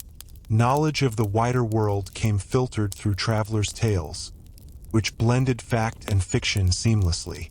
This limited geography made the local universe feel complete, self-contained, and profoundly deep. Every inch of soil within that horizon was known, named, and storied. This depth of knowing bred a different kind of wisdom, not breadth of information, but intimacy of detail. The imagination, not stretched horizontally across a globe, plunged vertically into the stories of the local. The haunted grove, the history of the boundary stone, the lineage of the local lord. The cosmos was not out there among the stars. It was here, in the patterns of the local stream, in the growth rings of the ancient oak, in the lay of the land that had sustained and buried generations. The world was small, but within its smallness, it held a universe of meaning, a totality that made the thought of elsewhere not alluring, but unnecessary, and even faintly threatening. To know your place was not a metaphor. It was a cartography of the soul, drawn in the mud of familiar fields and the smoke of a known hearth. The texture of worn leather, as on a bridle or a well-used apron, held a history supple to the touch. It was not the stiff, new hide, but a material that had been shaped by sweat, grease, and constant friction into a second skin. It grew darker in patches from handling, developed a unique grain from exposure to the elements, and creased in ways that mirrored the movements of its user. To handle such leather was to touch a record of labor. It smelled of animal and human effort, of the fields or the forge. It made no sound when moved, a quiet testament to its pliability. This broken-in leather represented a truce between the raw material and the need it served, a perfect adaptation born not of design but of time and use. It was a substance that had earned its place, no longer fighting the hand that wielded it, but conforming to it, a partnership as intimate as that between a foot and a shoe that has molded to its every contour. The management of the night's last hour before dawn was a solitary, interior space. For those who awoke early, whether from habit, pain, or anxiety, this was a time of profound isolation. The fire was at its lowest ebb, a bed of faintly glowing embers that cast no real light. The rest of the household slept, their breathing a slow tide in the dark. There was nothing to do but wait. The mind, in this silent vacuum, could either float free in a semi-dream state or turn in on itself, rehearsing worries or memories with a strange, detached clarity. This hour was the true border between night and day, belonging to neither. It was a time of maximum vulnerability, when the body's warmth was at its lowest and the spirit's defenses were down. Yet, it was also a time of perfect stillness, a blank page before the day's demands were written upon it. The first bird call, tentative and distant, was not an interruption but a deliverance, a signal that the world was about to turn, and the lonely vigil could end. The nature of a gift of food was a profound social gesture. In an economy of scarcity, to give food was to give life or at least strength. A loaf of bread brought to a new mother, a bowl of stew for a grieving family, a portion of the slaughter share to an elderly neighbor who could no longer keep animals. These were acts of cement. They created obligations, yes, but more importantly, they wove a net of mutual care that was the true social safety net. The food itself was rarely luxurious. It was the staple: bread, porridge, a bit of bacon. Its value lay in its necessity. The act of giving it was performed with a quiet, matter-of-factness that belied its significance. There were no grand speeches. It was simply handed over, often with a murmured, "This will help," To receive it was to acknowledge one's present need without shame, for need was the common human condition. These transactions in calories and protein were the quiet liturgy of community, a daily communion that reaffirmed the bonds without which any single household would perish. The experience of a dense fog was a temporary alteration of reality. The familiar world vanished beyond a stone's throw. Sounds were muffled, distorted, their direction impossible to pinpoint. A known path became a disorienting mystery, landmarks swallowed by the gray wool. Work in the fields stopped, for there was nothing to see. Travel became perilous. The world shrank to the immediate. The dripping thatch, the damp chill on the face, the sound of one's own footsteps swallowed by the silence.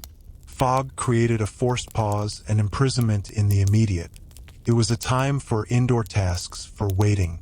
It could feel claustrophobic, a reminder of how dependent one was on vision for orientation and safety. Yet, it could also feel insulating, a blanket that shut out the wider world and its demands, reducing existence to the hearth, the family, the small, known space within the walls. When it lifted, the world did not simply reappear. It was revealed anew, washed and sharpened, as if reborn from the gray.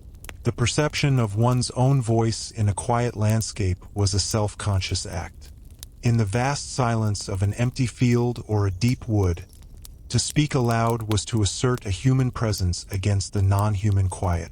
The voice sounded different, smaller, yet oddly distinct. Singing a work song or calling to an animal broke the stillness not as an intrusion, but as a claim of belonging. Conversely, in the crowded, smoky interior of a tavern or a great hall, one's voice was a thing to be projected, to fight for space in the auditory soup. The volume and tone were adjusted constantly for the setting. There was no assumption of being heard. One earned the listener's attention. This made speech more deliberate. Words were fewer, chosen with care, for they required effort to deliver and to receive. The voice was not an endless resource but a tool, used purposefully, to instruct, to warn, to tell a story, to pray. Its sound was a physical signature, as recognizable as a face, and its absence, in a normally vocal person, was a signal of trouble. And through all of this, the understanding of skill was not as talent, but as embodied time. A master thatcher did not possess a secret. He possessed 10,000 hours of his hands placing reeds, his eye judging angles, his body balanced on a roof. The skill lived in his muscles, in the calluses on his palms, in the subconscious calculations made as he worked. It was not something he could easily explain. He could only demonstrate, and the apprentice had to soak it in through years of imitation and correction. This meant that complex crafts were vulnerable. The death of a master without a fully trained apprentice could mean the loss of that skill for a generation in that locale. Knowledge was a flame passed from one candle to another, and the wind of plague or war could snuff it out. This gave the master a certain sacred status. He was not just a worker. He was a vessel, a living repository of techniques that had evolved over centuries. His value was in his body's memory. To learn from him was not to study, but to be remade in the image of his practice, to have the craft written into your own bones and sinews, so that one day your hands would know what to do without your mind having to ask. This was the true inheritance, more valuable than land or coin.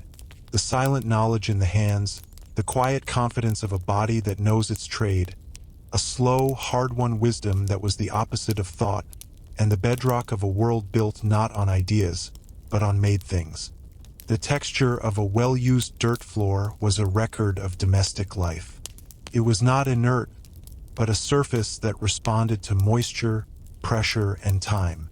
Near the hearth, it was baked hard and smooth, often sprinkled with sand or rushes to provide a cleaner footing. In corners, it remained softer, cooler. Over years, the constant traffic of feet wore shallow depressions along the most common routes. From door to hearth, from hearth to table, from table to bed. These gentle hollows were guides in the dark, felt through thin soles. The floor held smells. The damp earthiness from below, the crumbs of meals, the herbal strewings tossed down to sweeten the air. It was swept with a twig broom, but never truly clean, always a matrix of the home's minute debris. To sit upon it, as children often did, was to feel its solid coolness, a connection to the ground beneath the house, a reminder that the structure was a mere layer between the family and the primordial soil. The management of thirst during labor, especially in summer, was a discipline of delay. The water skin, if one had it, contained warm, leather-tasting water that did little to truly quench. To stop work and walk to the well or stream meant losing precious daylight minutes. So one learned to ignore the thirst for long stretches, to let the mouth grow dry and sticky, focusing instead on the rhythm of the task, the swing of the scythe, the turn of the soil. The break for water, when it came, was a brief, focused ritual. The drink was not gulped, but taken in measured swallows, felt traveling down the parched throat, a temporary cooling of the internal furnace. The satisfaction was acute but fleeting. Within minutes, the thirst would begin rebuilding, a slow tide against the dwindling reservoir. This constant, managed deprivation made the evening's ale or watered wine taste like a reward wrested from the day, its relief a palpable, bodily gratitude. The nature of a shared look across a crowded room, during a feast or in church, could carry the weight of a conversation. In settings where speech was formal, public, or impossible, the eyes became a private channel. A glance between spouses could contain reassurance, warning, or shared weariness. A look from a lord to a retainer could be a silent command. A meeting of eyes between rivals could be a spark of challenge. This silent language required mutual understanding, a shared code built on long acquaintance. It was communication stripped to its essence, intention and recognition, flowing in an instant.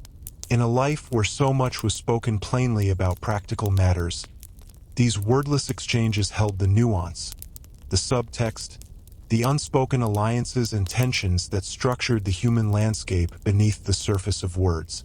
They were moments of true privacy in the most public spaces, a secret shared in plain sight. The experience of a sudden, complete silence after constant noise was jarring.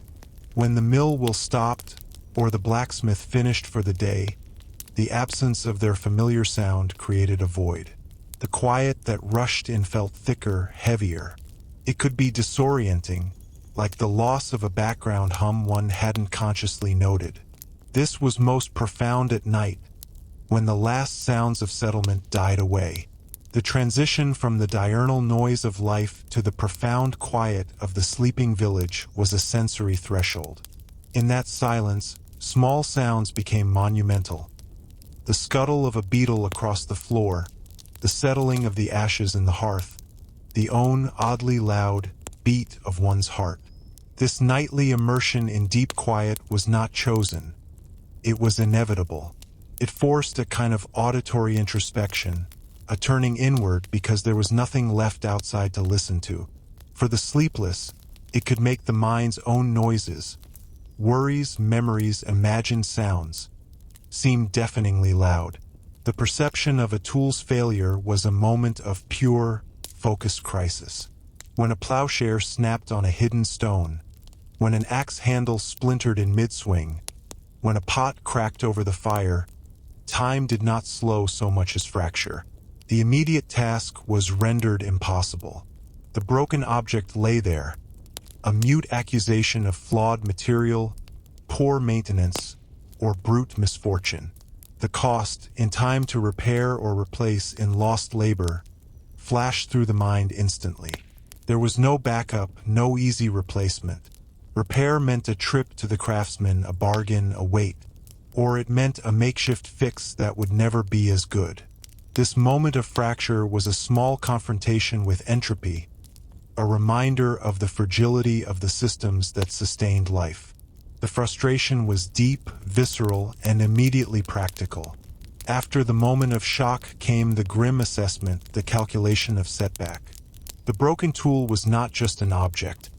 It was a hole torn in the day's plan, a debt of time and effort suddenly incurred.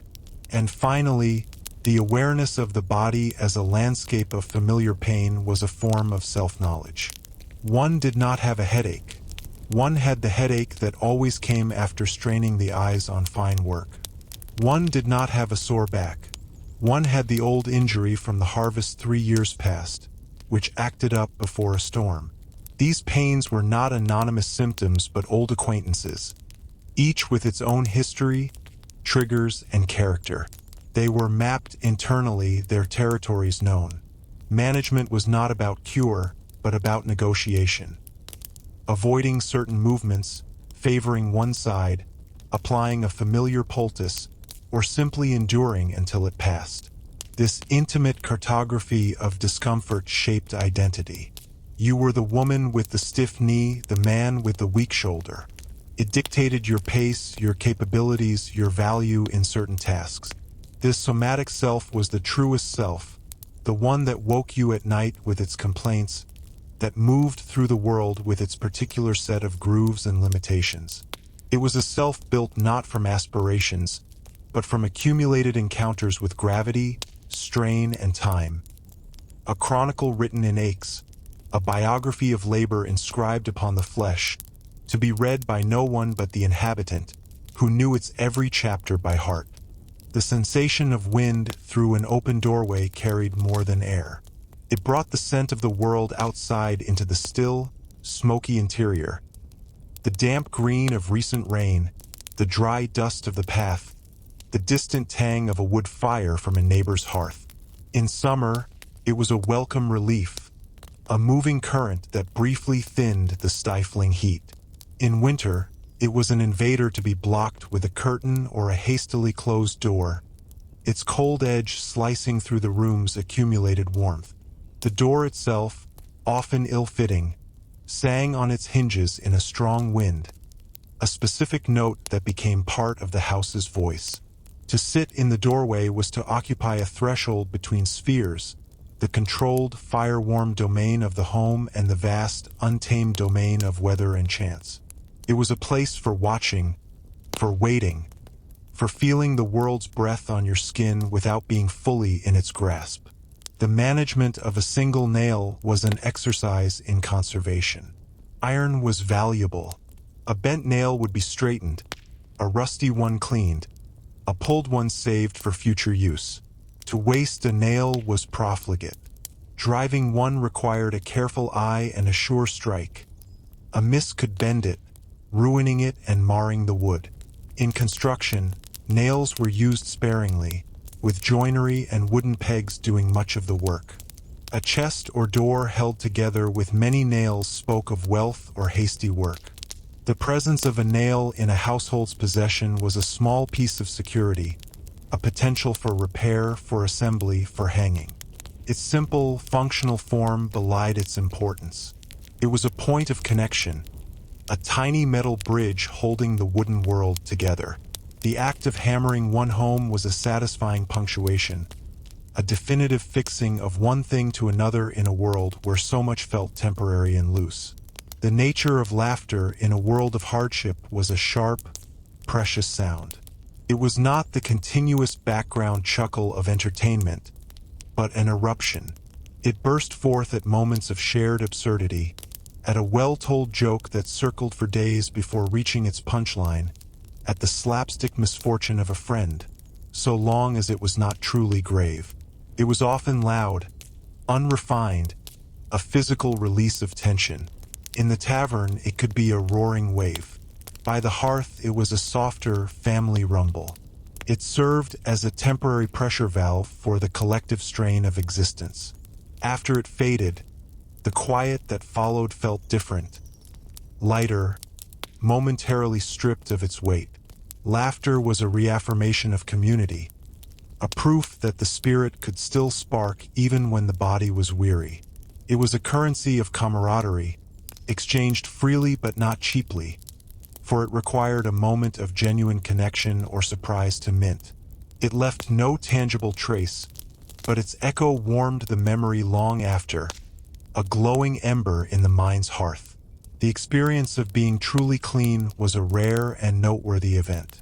It usually followed the sweat and grime of a major task like the harvest, or preceded a holy day. It involved a wooden tub, water heated painstakingly over the fire, perhaps a sliver of harsh lye soap. The feeling of warm water on chronically dirty skin was startling, almost luxurious. The scrubbing away of weeks of sweat, soil, and woodsmoke left the body feeling strangely light, exposed, and vulnerable. The skin, pale where the sun and dirt had not stained it, felt new and sensitive.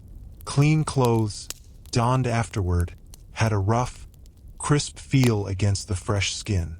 This state was profoundly temporary. Within hours, the patina of daily life would begin to reassert itself. But for a brief span, one felt not just clean, but distinct, separate from the layer of toil that usually clung to the flesh. It was a fleeting return to a kind of innocence, a sensory reset before the slow accumulation began again. The perception of a fire's different moods was a crucial literacy. A good cooking fire was a bed of steady, glowing embers, radiating even heat. A fire for light needed more flame, consuming its fuel faster. A fire for warmth required mass, a large log that would burn slowly through the night. A hungry fire crackled and spat, needing feeding. A sullen fire smoked, choked by damp wood or poor airflow. Tending the fire was a continuous dialogue, reading its signs and responding. The fire state dictated the mood of the room. A bright, crackling fire made the home feel lively, secure. A low, pulsing emberlight cast deep, mysterious shadows and encouraged quiet contemplation.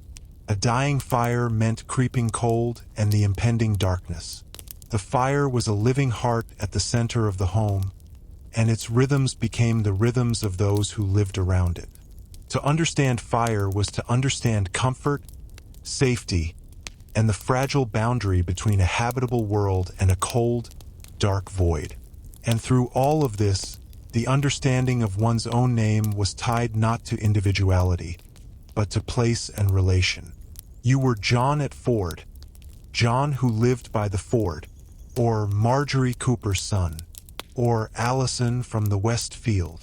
Your name was a coordinate on a social and physical map. It told people where to find you, who you belonged to, what you did. Your given name, often chosen from a scant handful of saints or family names, was the common coin. The identifier was the descriptor. This meant identity was deeply contextual and communal. You were not a free-floating self. You were a node in a network of location, kinship, and occupation. To lose your place, to be cast out from your land or your village, was to become nameless in a functional sense, a person without a coordinate adrift. This rooted naming fostered a profound sense of belonging, but also of constraint. You were your father's son, your lord's tenant, the man by the mill. The idea of reinventing oneself, of choosing an identity, was as alien as choosing the weather. You were who the world said you were, and your life was the slow enacting of that role, within the narrow, well-worn grooves it provided. The story of your life was less an epic tale and more a folktale. A familiar pattern played out with the particular details of your patch of earth and your lineage, ending as all such tales did, with your name becoming a memory attached to a place, and then, in time, forgotten, leaving only the place itself and the wind in the doorway, and the slow, patient consumption of the hearth fire burning down another day's worth of wood. The texture of a wool blanket, woven at home and used for years, was a landscape of wear. Initially scratchy and stiff, it slowly softened with use, the fibers matting down in the places where the body lay night after night. It developed thin spots where knees or elbows rested, and retained the earthy, smoky scent of the home no matter how it was aired. In winter, its weight was a comfort, a significant pressure that held the body's heat close. In summer, it was often pushed aside, a burdensome layer. Moths were its enemy, leaving small, sudden holes that would be darned with whatever thread was at hand, adding a patchwork history of repairs. To pull it up on a cold night was to feel its familiar topography, the thin and thick places, the patches, the ingrained scent of sleep and security. It was not an object of beauty, but an archive of rest, a testament to the countless nights of surrender to exhaustion it had witnessed. The management of a single egg was an act of delicate economy. For a peasant family with a few hens, each egg represented a tiny packet of potential. It could be eaten, providing a brief flash of richer sustenance. It could be traded at the market for a handful of salt or a length of thread. It could be saved, with others, to be used in a rare festive dish. Or, if fertilized and kept warm, it could become a new chicken, a future source of more eggs and, eventually, meat. The decision was a minor daily calculation of immediate need versus future gain. A broken egg was a small tragedy, the rich yellow yolk soaking into the dirt floor, a waste of that careful potential. The act of collecting them from the nesting box was a moment of gentle hope, feeling for the warm, smooth ovals in the straw. Each one was a small, perfect contradiction. Fragile yet valuable, common yet precious, an everyday miracle of conversion, grass and insects into a sealed vessel of future life or immediate nourishment. The nature of a secret path through the woods, known only to locals, was a form of power. It might be a shortcut to the next village, avoiding the Lord's toll road. It might lead to a hidden clearing with a berry patch or a stand of useful trees. It might be an escape route in times of trouble. This knowledge was not written down. It was passed from parent to child with a finger pointed and a low voice. See where the lightning-blasted oak leans over the stream? Go behind it. To walk such a path was to feel a sense of privileged belonging, of being an insider in the landscape. The path itself would be barely visible to an outsider. A slight disturbance in the leaf litter, a branch bent back in a certain way. It represented a layer of reality hidden from authority, a small pocket of autonomy carved out of the controlled territory. Knowing it was to hold a piece of the land's true unofficial map, a map written in footfalls and memory. The experience of a prolonged stillness, such as waiting for game while hunting or watching for a ship from a cliff, could alter the perception of time. The body, forced into inactivity, grew cold or stiff. The mind, with no task to occupy it, would first wander, then settle into a hyper-awareness of the immediate environment. The slow crawl of a beetle across a leaf became an epic journey. The passage of a cloud across the sun was an event. The sound of one's own heartbeat grew prominent.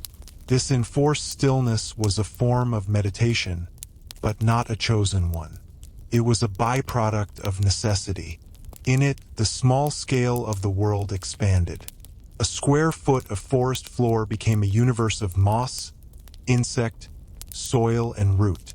Time stretched, becoming granular. An hour could feel like a lifetime of observation. This dilation was not always pleasant. It could edge into boredom or a creeping anxiety. But it trained the mind to see what was always there but usually overlooked in the rush of labor.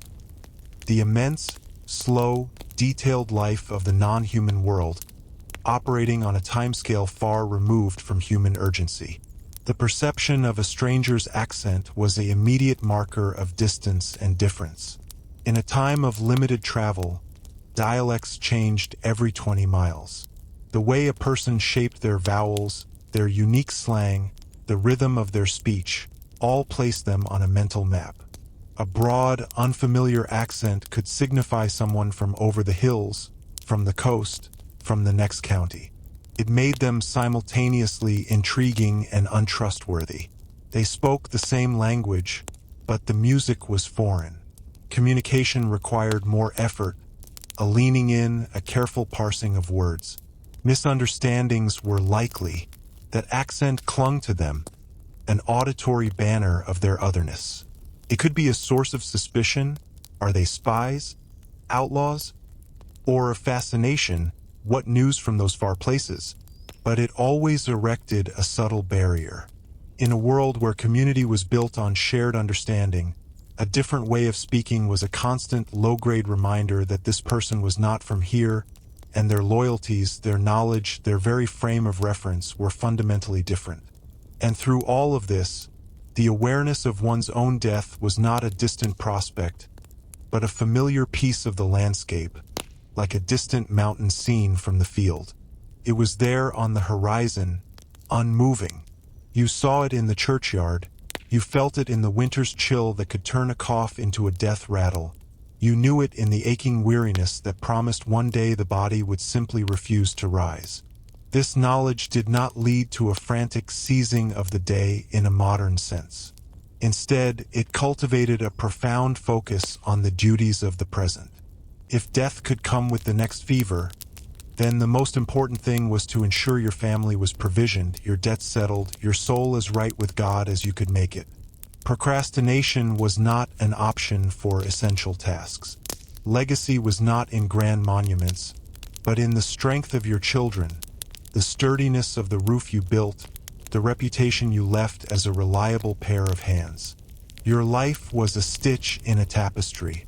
The goal was not to make your stitch glitter, but to make it strong, to ensure it held fast and connected properly to the stitches around it, so that when your thread ran out, the pattern did not unravel. Death was the weaver's hand, cutting the thread. Your task was simply to be a good length of fiber usefully placed. The mountain on the horizon would come closer in its own time. Until then, there was wood to chop, grain to grind, and the fire to tend, its light holding back the vast, patient dark that waited for every living thing.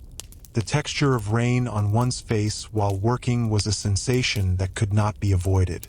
It began as a few cold dots, then a steady patter, then a soaking curtain. The wool of the tunic absorbed the water, growing heavy and clinging, its scratchiness magnified against wet skin. Water dripped from hair into eyes, blurring vision. The ground underfoot turned slick, then muddy, each step requiring more effort. To stop work was to lose the day's progress. So often one simply endured, movements becoming slower, more deliberate against the drag of wet cloth and the slickness of tools. The chill would settle into the bones, a deep ache that not even the evening's fire could fully banish for hours. Yet, this misery was also a form of communion with the elements, a raw, physical acknowledgement that human schedules were subject to the sky's whims. The rain was indifferent, and to labor within it was to understand one's true place in a natural order far larger than any lord's command or any personal desire for comfort. The management of a simple lock and key, if one possessed such things, was a ritual of security in an insecure world. The lock was a crude iron mechanism, its working simple but effective against casual intrusion. The key was often large, cold, and weighty in the hand, a symbol of ownership and privacy. Turning it in the lock produced a distinct, satisfying clunk of metal engaging metal. This sound meant safety, the sealing away of one's meager treasures. A few coins, a document, a precious spice, a tool. The act of locking up at night was a final assertion of order before surrendering to sleep. It was a small declaration of sovereignty over a tiny domain. Yet it was also an admission of threat. The need for a lock spoke of a world where not everyone could be trusted, where the thin walls of community sometimes frayed. The key, worn on a belt or hidden in a specific crevice, was a constant, small weight, a reminder that what little one had could be taken, and that vigilance, even in sleep, was a necessary part of possession. The nature of a shared silence between two people who knew each other well could be as communicative as speech. Sitting by the fire after a long day, A husband and wife might not speak for an hour. The silence was not empty or awkward. It was filled with the shared understanding of fatigue, the mutual appreciation of the fire's warmth, the unspoken cataloging of the day's minor victories and defeats. In this silence, the small sounds, the sigh, the shift in the chair, the sip of ale became a language of their own. This comfort with shared quiet was born of a life where words were often reserved for necessity. There was no need to fill the air with chatter. Presence was enough. The silence was a space where the accumulated weight of shared experience could simply be, without the need for articulation. It was a testament to a bond built not on constant conversation, but on parallel endurance, on the deep, wordless knowledge of another person's rhythms and reserves. The experience of a moonless night in the countryside was a plunge into a primordial dark. Without the moon, the stars, however brilliant, provided no light to walk by. The world was reduced to shapes blacker than the black sky. To move outside was to move blind, hands outstretched, feet feeling for the known path by memory and the texture of the ground. The familiar became strange and threatening. A stump could be a crouching beast. The rustle of a hedge could be anything. This absolute dark was a great isolator. It emphasized the profound solitude of each household, each a tiny island of fire glow in an ocean of ink. It was a time when superstition felt most plausible, when the mind populated the void with unseen presences. Yet, it also heightened the senses to their most acute. The smell of the night air, the direction of the wind, the distant call of a night bird, all carried more information. To stand still in such darkness was to feel both terrifyingly vulnerable and intimately connected to the ancient, unpolluted night that had existed long before candles or hearths, a reminder of the world as it was before human light made its small, defiant marks upon it. The perception of a child's growth was marked not by birthdays, but by utility. A child was not a year older. They were now strong enough to carry a water bucket without spilling half. They were now tall enough to reach the lower branches for kindling. They now had the patience to watch the geese without letting them stray. Milestones were practical. The first time they could be trusted to chop wood without maiming themselves, the day they plowed a straight furrow alone, the season they wove their first usable length of cloth. Their value to the family economy increased incrementally, their bodies transforming from drains on resources into contributors. This practical framing did not negate love, but it shaped its expression. Affection was shown through the teaching of skills, through the trust placed in them with small responsibilities. Pride was felt when they performed a task well, ensuring the household's well-being. The child's self-worth was thus built not on abstract praise, but on demonstrated competence, on becoming a reliable node in the network of survival. They learned early that their existence was part of an economy of effort, and that their growing strength was a currency that bought their place at the table and their claim on the future. And through all of this, the understanding of the past was not a linear timeline but a layered present. The past was not behind, it was underneath. It was in the foundation stones of the house, laid by a great-grandfather. It was in the story of why that field was called Gallows Acre. It was in the genetic memory of how to thatch a roof, a skill passed hand to hand, not through books.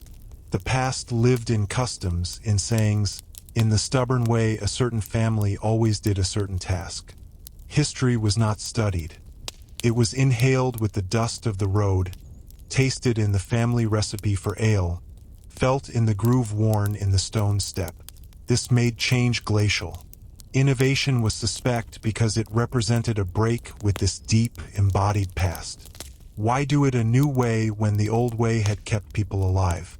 The past was the ultimate authority, a silent council of the dead whose collective trial and error had yielded the hard-won knowledge of how to persist in this specific place. To live was to walk on this palimpsest, each generation adding its thin layer of wear and memory, most of which would, in time, be worn away itself, leaving only the faintest of traces, like a fingerprint on a well-handled tool, soon to be overlaid by the grip of another. The goal was not to stand out from the past, but to merge with it, to become another voice in its long, slow, whispering choir, until your own voice fell silent and only the echo of the pattern remained. The sensation of working with damp earth, planting or weeding after a rain, was a particular kind of cold intimacy. The soil was cool and heavy, clinging to fingers and under nails, staining the skin a deep, permanent-looking brown. It had a smell that was both fresh and ancient, a scent of growth and decay intertwined. The knees grew damp and chilled through fabric, the back protesting the constant bending. Yet, there was a purposefulness to this discomfort. Each seed placed in the ground was a contract with the future, a tiny act of faith buried in the cold muck. The dirt under the fingernails was not filth, but the residue of this covenant. To wash hands afterward in a bucket was to see the evidence of the transaction swirl away in cloudy water, leaving the skin clean but still etched with the memory of the soil's grit in every crease. This was not a clean job, but a necessary immersion, a literal grounding in the source of all sustenance. The management of a domestic animal's illness was a quiet, anxious vigil. There were no veterinarians. Treatments were folk remedies passed down. A poultice for a swollen hoof, a change in feed for bloat, a prayer muttered over a laboring cow. The animal's distress was a direct threat to the household. Its pain was watched with a helpless, pragmatic sympathy. One would sit with it, hand on its flank, feeling the heat of fever or the labored breathing. Recovery brought profound relief, a tangible victory. Death meant loss, but also immediate, grim utility. Butchering before the meat spoiled, salvaging the hide, rendering the fat. The emotional attachment, while real, was always tempered by this brutal calculus. The animal was family in the sense of being part of the household organism, but its value was ultimately in its use. Its suffering was a disruption to the system, its death a reallocation of its remaining resources. This relationship taught a stark, unsentimental lesson about interdependence and the finite nature of all life that was not human. The nature of a gift of time, one neighbor spending an afternoon helping another mend a wall, was a deeper currency than a gift of goods. Time was the one truly non-renewable resource. To give it was to sacrifice a portion of your own life's finite energy and daylight. Such gifts were remembered, their value keenly felt. They created debts not easily repaid, binding people in networks of reciprocal obligation that could span years. He helped us when the barn burned, would be said, and that memory would dictate actions a decade later.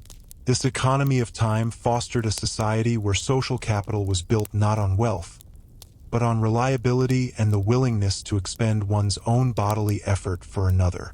It meant that even the poorest, if strong and willing, could build a store of goodwill. It also meant that the elderly or infirm, who could no longer give time or labor, became dependent on the remembered gifts of their younger selves, or on the sheer charity of the community, a precarious position in the balance of give and take. The experience of intense cold inside a stone building, like a church or a castle hall, was a penetrating, bone-deep chill different from the cold outside. The stone walls had absorbed the winter's frost and seemed to exhale it back inward. Breath hung in the air in persistent clouds. Metal fittings were painful to touch. The cold rose from the flagstone floors through thin soles.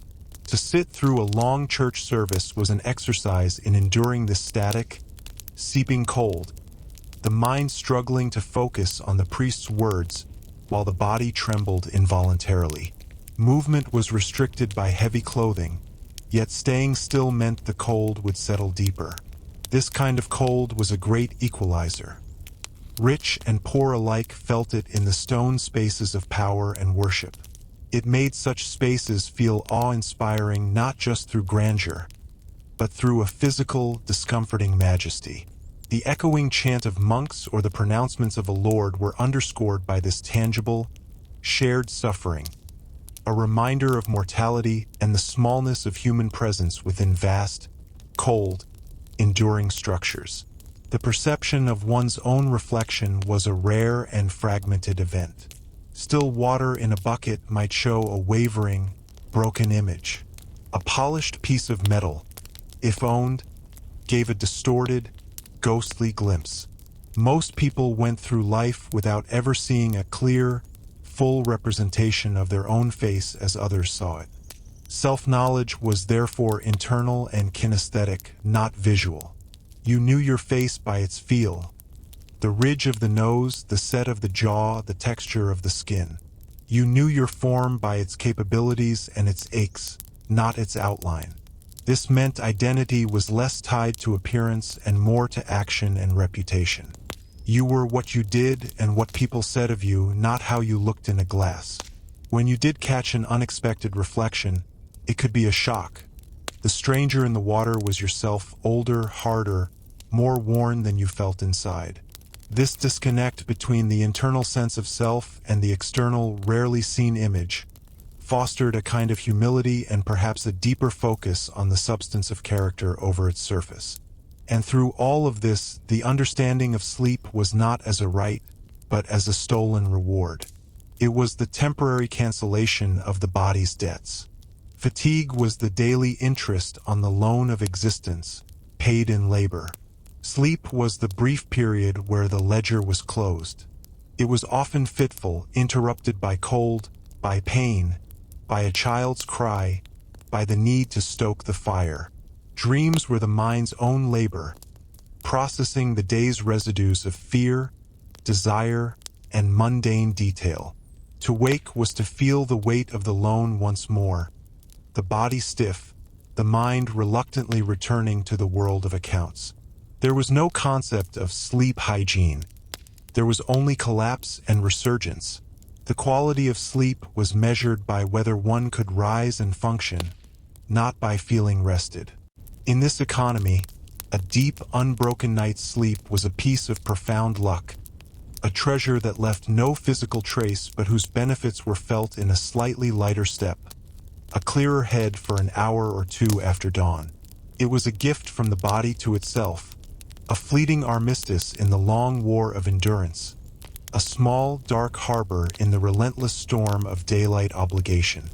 The texture of a worn wooden spoon, its bowl thinned from decades of stirring, was smooth as a river stone. It fit the hand not by design, but by the erosion of use, the handle shaped to the specific grip of its owner. It bore the stains of countless meals, the gray of porridge, the brown of stew, the dark rings left by long immersion in the cooking pot. It had no sharp edges. Time and gruel had softened it completely. To hold it was to hold a piece of domestic history, a silent participant in every meal, a tool that had never known idleness. Its value was negligible in coin, but immense in daily life. If lost, its replacement would be stiff and clumsy, a stranger in the hand until years of use wore it into a familiar friend. It was an object of perfect humility, performing its simple, essential function until it finally splintered or was worn away to nothing. The management of a cough in the long winter months was a background music to indoor life. It began as a dry tickle, then settled into a deep, rattling hack that echoed in the small room. There were no effective remedies. One drank warm ale or herbal infusions of dubious effect. The cough persisted, worsening at night, disturbing sleep. It became a fact of the season, like the frost on the window. A person's cough was as recognizable as their voice. The old man's wet, phlegmy rattle, the child's sharp, barking spasm. It was a sound of vulnerability, a reminder that the body was a fragile system of tubes and membranes easily inflamed by cold, damp, and smoke. A cough that did not abate with the coming of spring was a bad sign, often the prelude to a deeper sickness. But the ordinary winter cough was simply endured, a nuisance as predictable as the shortness of daylight, part of the body's weary conversation with the hostile season. The nature of a shared task with a child, like gathering eggs or picking stones from a field, was a slow transmission of the world's rules. There was no curriculum, only demonstration and imitation. The child's hands were clumsy, their attention fleeting. The adult's job was not to entertain, but to incorporate. Like this, one would say, placing a stone in the bucket. The child would try dropping half. Patience was worn thin by fatigue, but the task continued. In these quiet, repetitive actions, the child learned not just the skill, but the pace, the posture, the weary resignation of work. They learned that a task took as long as it took, and that complaint did not shorten it. They learned the names of things, not just egg, but the speckled hen's egg. They learned the geography of their small world, where the hens hid their nests, which part of the field grew the most stones. This was education, the slow, somatic downloading of a way of life, word by word, gesture by gesture, stone by heavy stone. The experience of a sudden, unexpected moment of beauty, a shaft of sunlight breaking through storm clouds to illuminate a single tree in a valley, a perfect spiderweb jeweled with dew at dawn, could halt the breath. In a life of grime and struggle, these moments were not just aesthetic. They were spiritual events. They felt like a rent in the fabric of ordinary hardship, a glimpse of a different order of being, one of pure pattern and radiance. They required no interpretation, only witness. They were gifts with no giver, treasures that could not be owned. One might stand and stare, forgetting for a few heartbeats the ache in the back, the hunger in the belly. Then the cloud would move, the sun would vanish, and the world would return to its muted tones. But the memory of that illumination would linger, a small, inexplicable joy stored against the gray, a private consolation for a soul conditioned to expect very little from the visual world except utility and warning. The perception of a tool's rightness was a feeling in the bones. When a scythe was properly balanced and sharpened, the swing was not work. It was a fluid continuation of the body's motion. The blade whispered through the grain.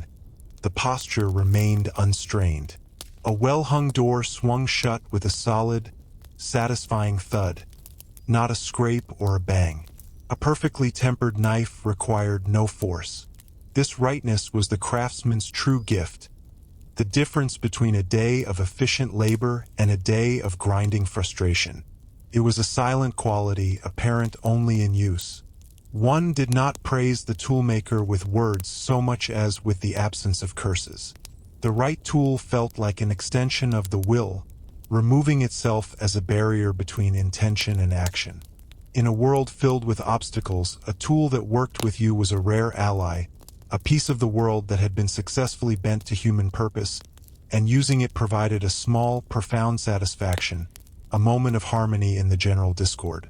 And through all of this, the awareness of one's own story was not as a narrative arc, but as a location. You were not the hero of a tale moving toward a climax. You were a point on a map, a dot in a field, a figure by a hearth.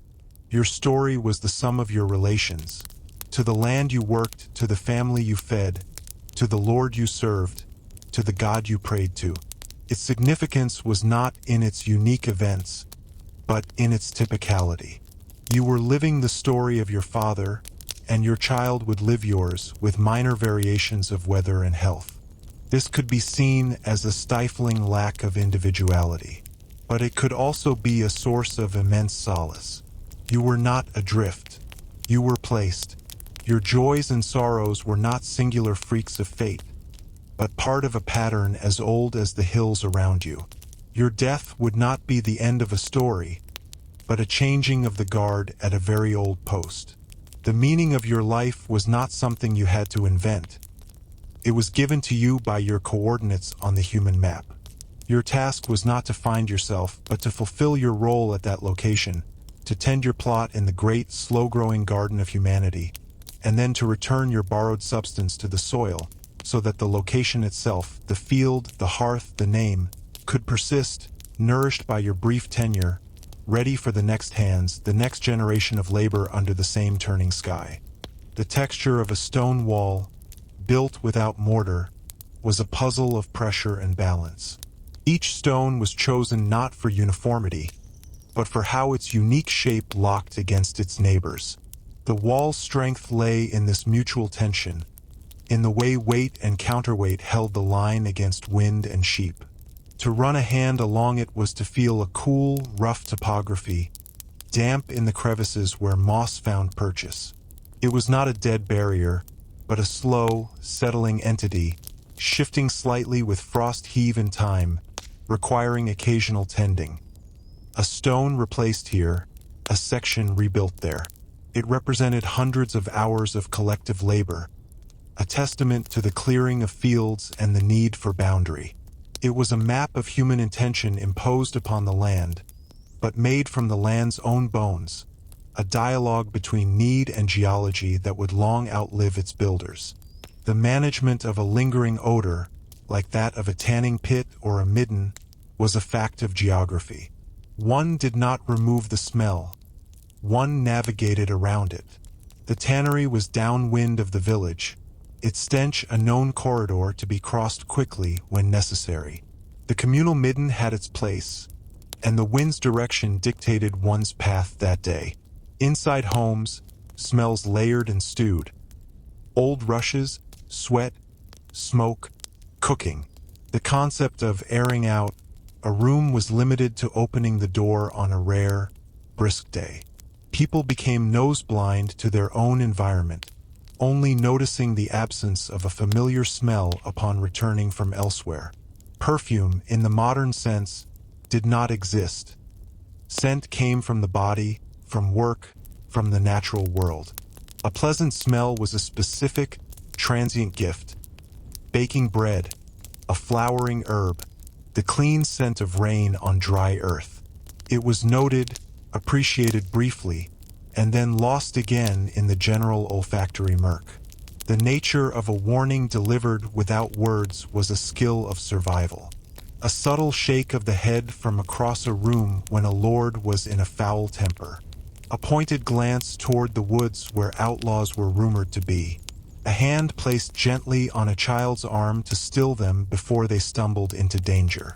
These signals were swift, silent, and required a shared context to understand.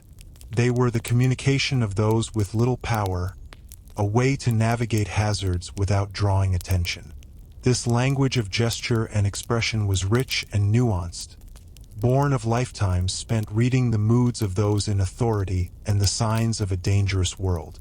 It created invisible bonds between the powerless, a network of silent support that operated beneath the notice of those who commanded. To be part of this network was to have a layer of protection. To be outside it was to be truly alone and vulnerable. The experience of a true, windless silence was rare and profound. It might occur on a heavy, overcast day with no birds singing, or in the deep heart of a forest. In such a silence, the body became aware of its own internal noises, the rush of blood in the ears, the sound of one's own swallowing. Could feel oppressive, a weight of stillness that seemed to swallow sound whole. In a world usually filled with natural noise, wind, water, animals, labor, this absolute quiet was unsettling. It felt unnatural, as if the world were holding its breath. It could make the mind turn inward with a force that was almost violent, with no external sound to latch onto for distraction. This silence was not peaceful. It was intense, a sensory void that highlighted one's own aliveness in a strangely isolating way. The first sound to break it, a distant crow, a falling branch, was a relief, a return to the normal, noisy state of being. The perception of a tool's failure through wear, not breakage, was a slow-motion crisis. The scythe blade that no longer held an edge through a full row. The axe head that loosened on its handle with every swing. the pot that developed a hairline crack and began to seep.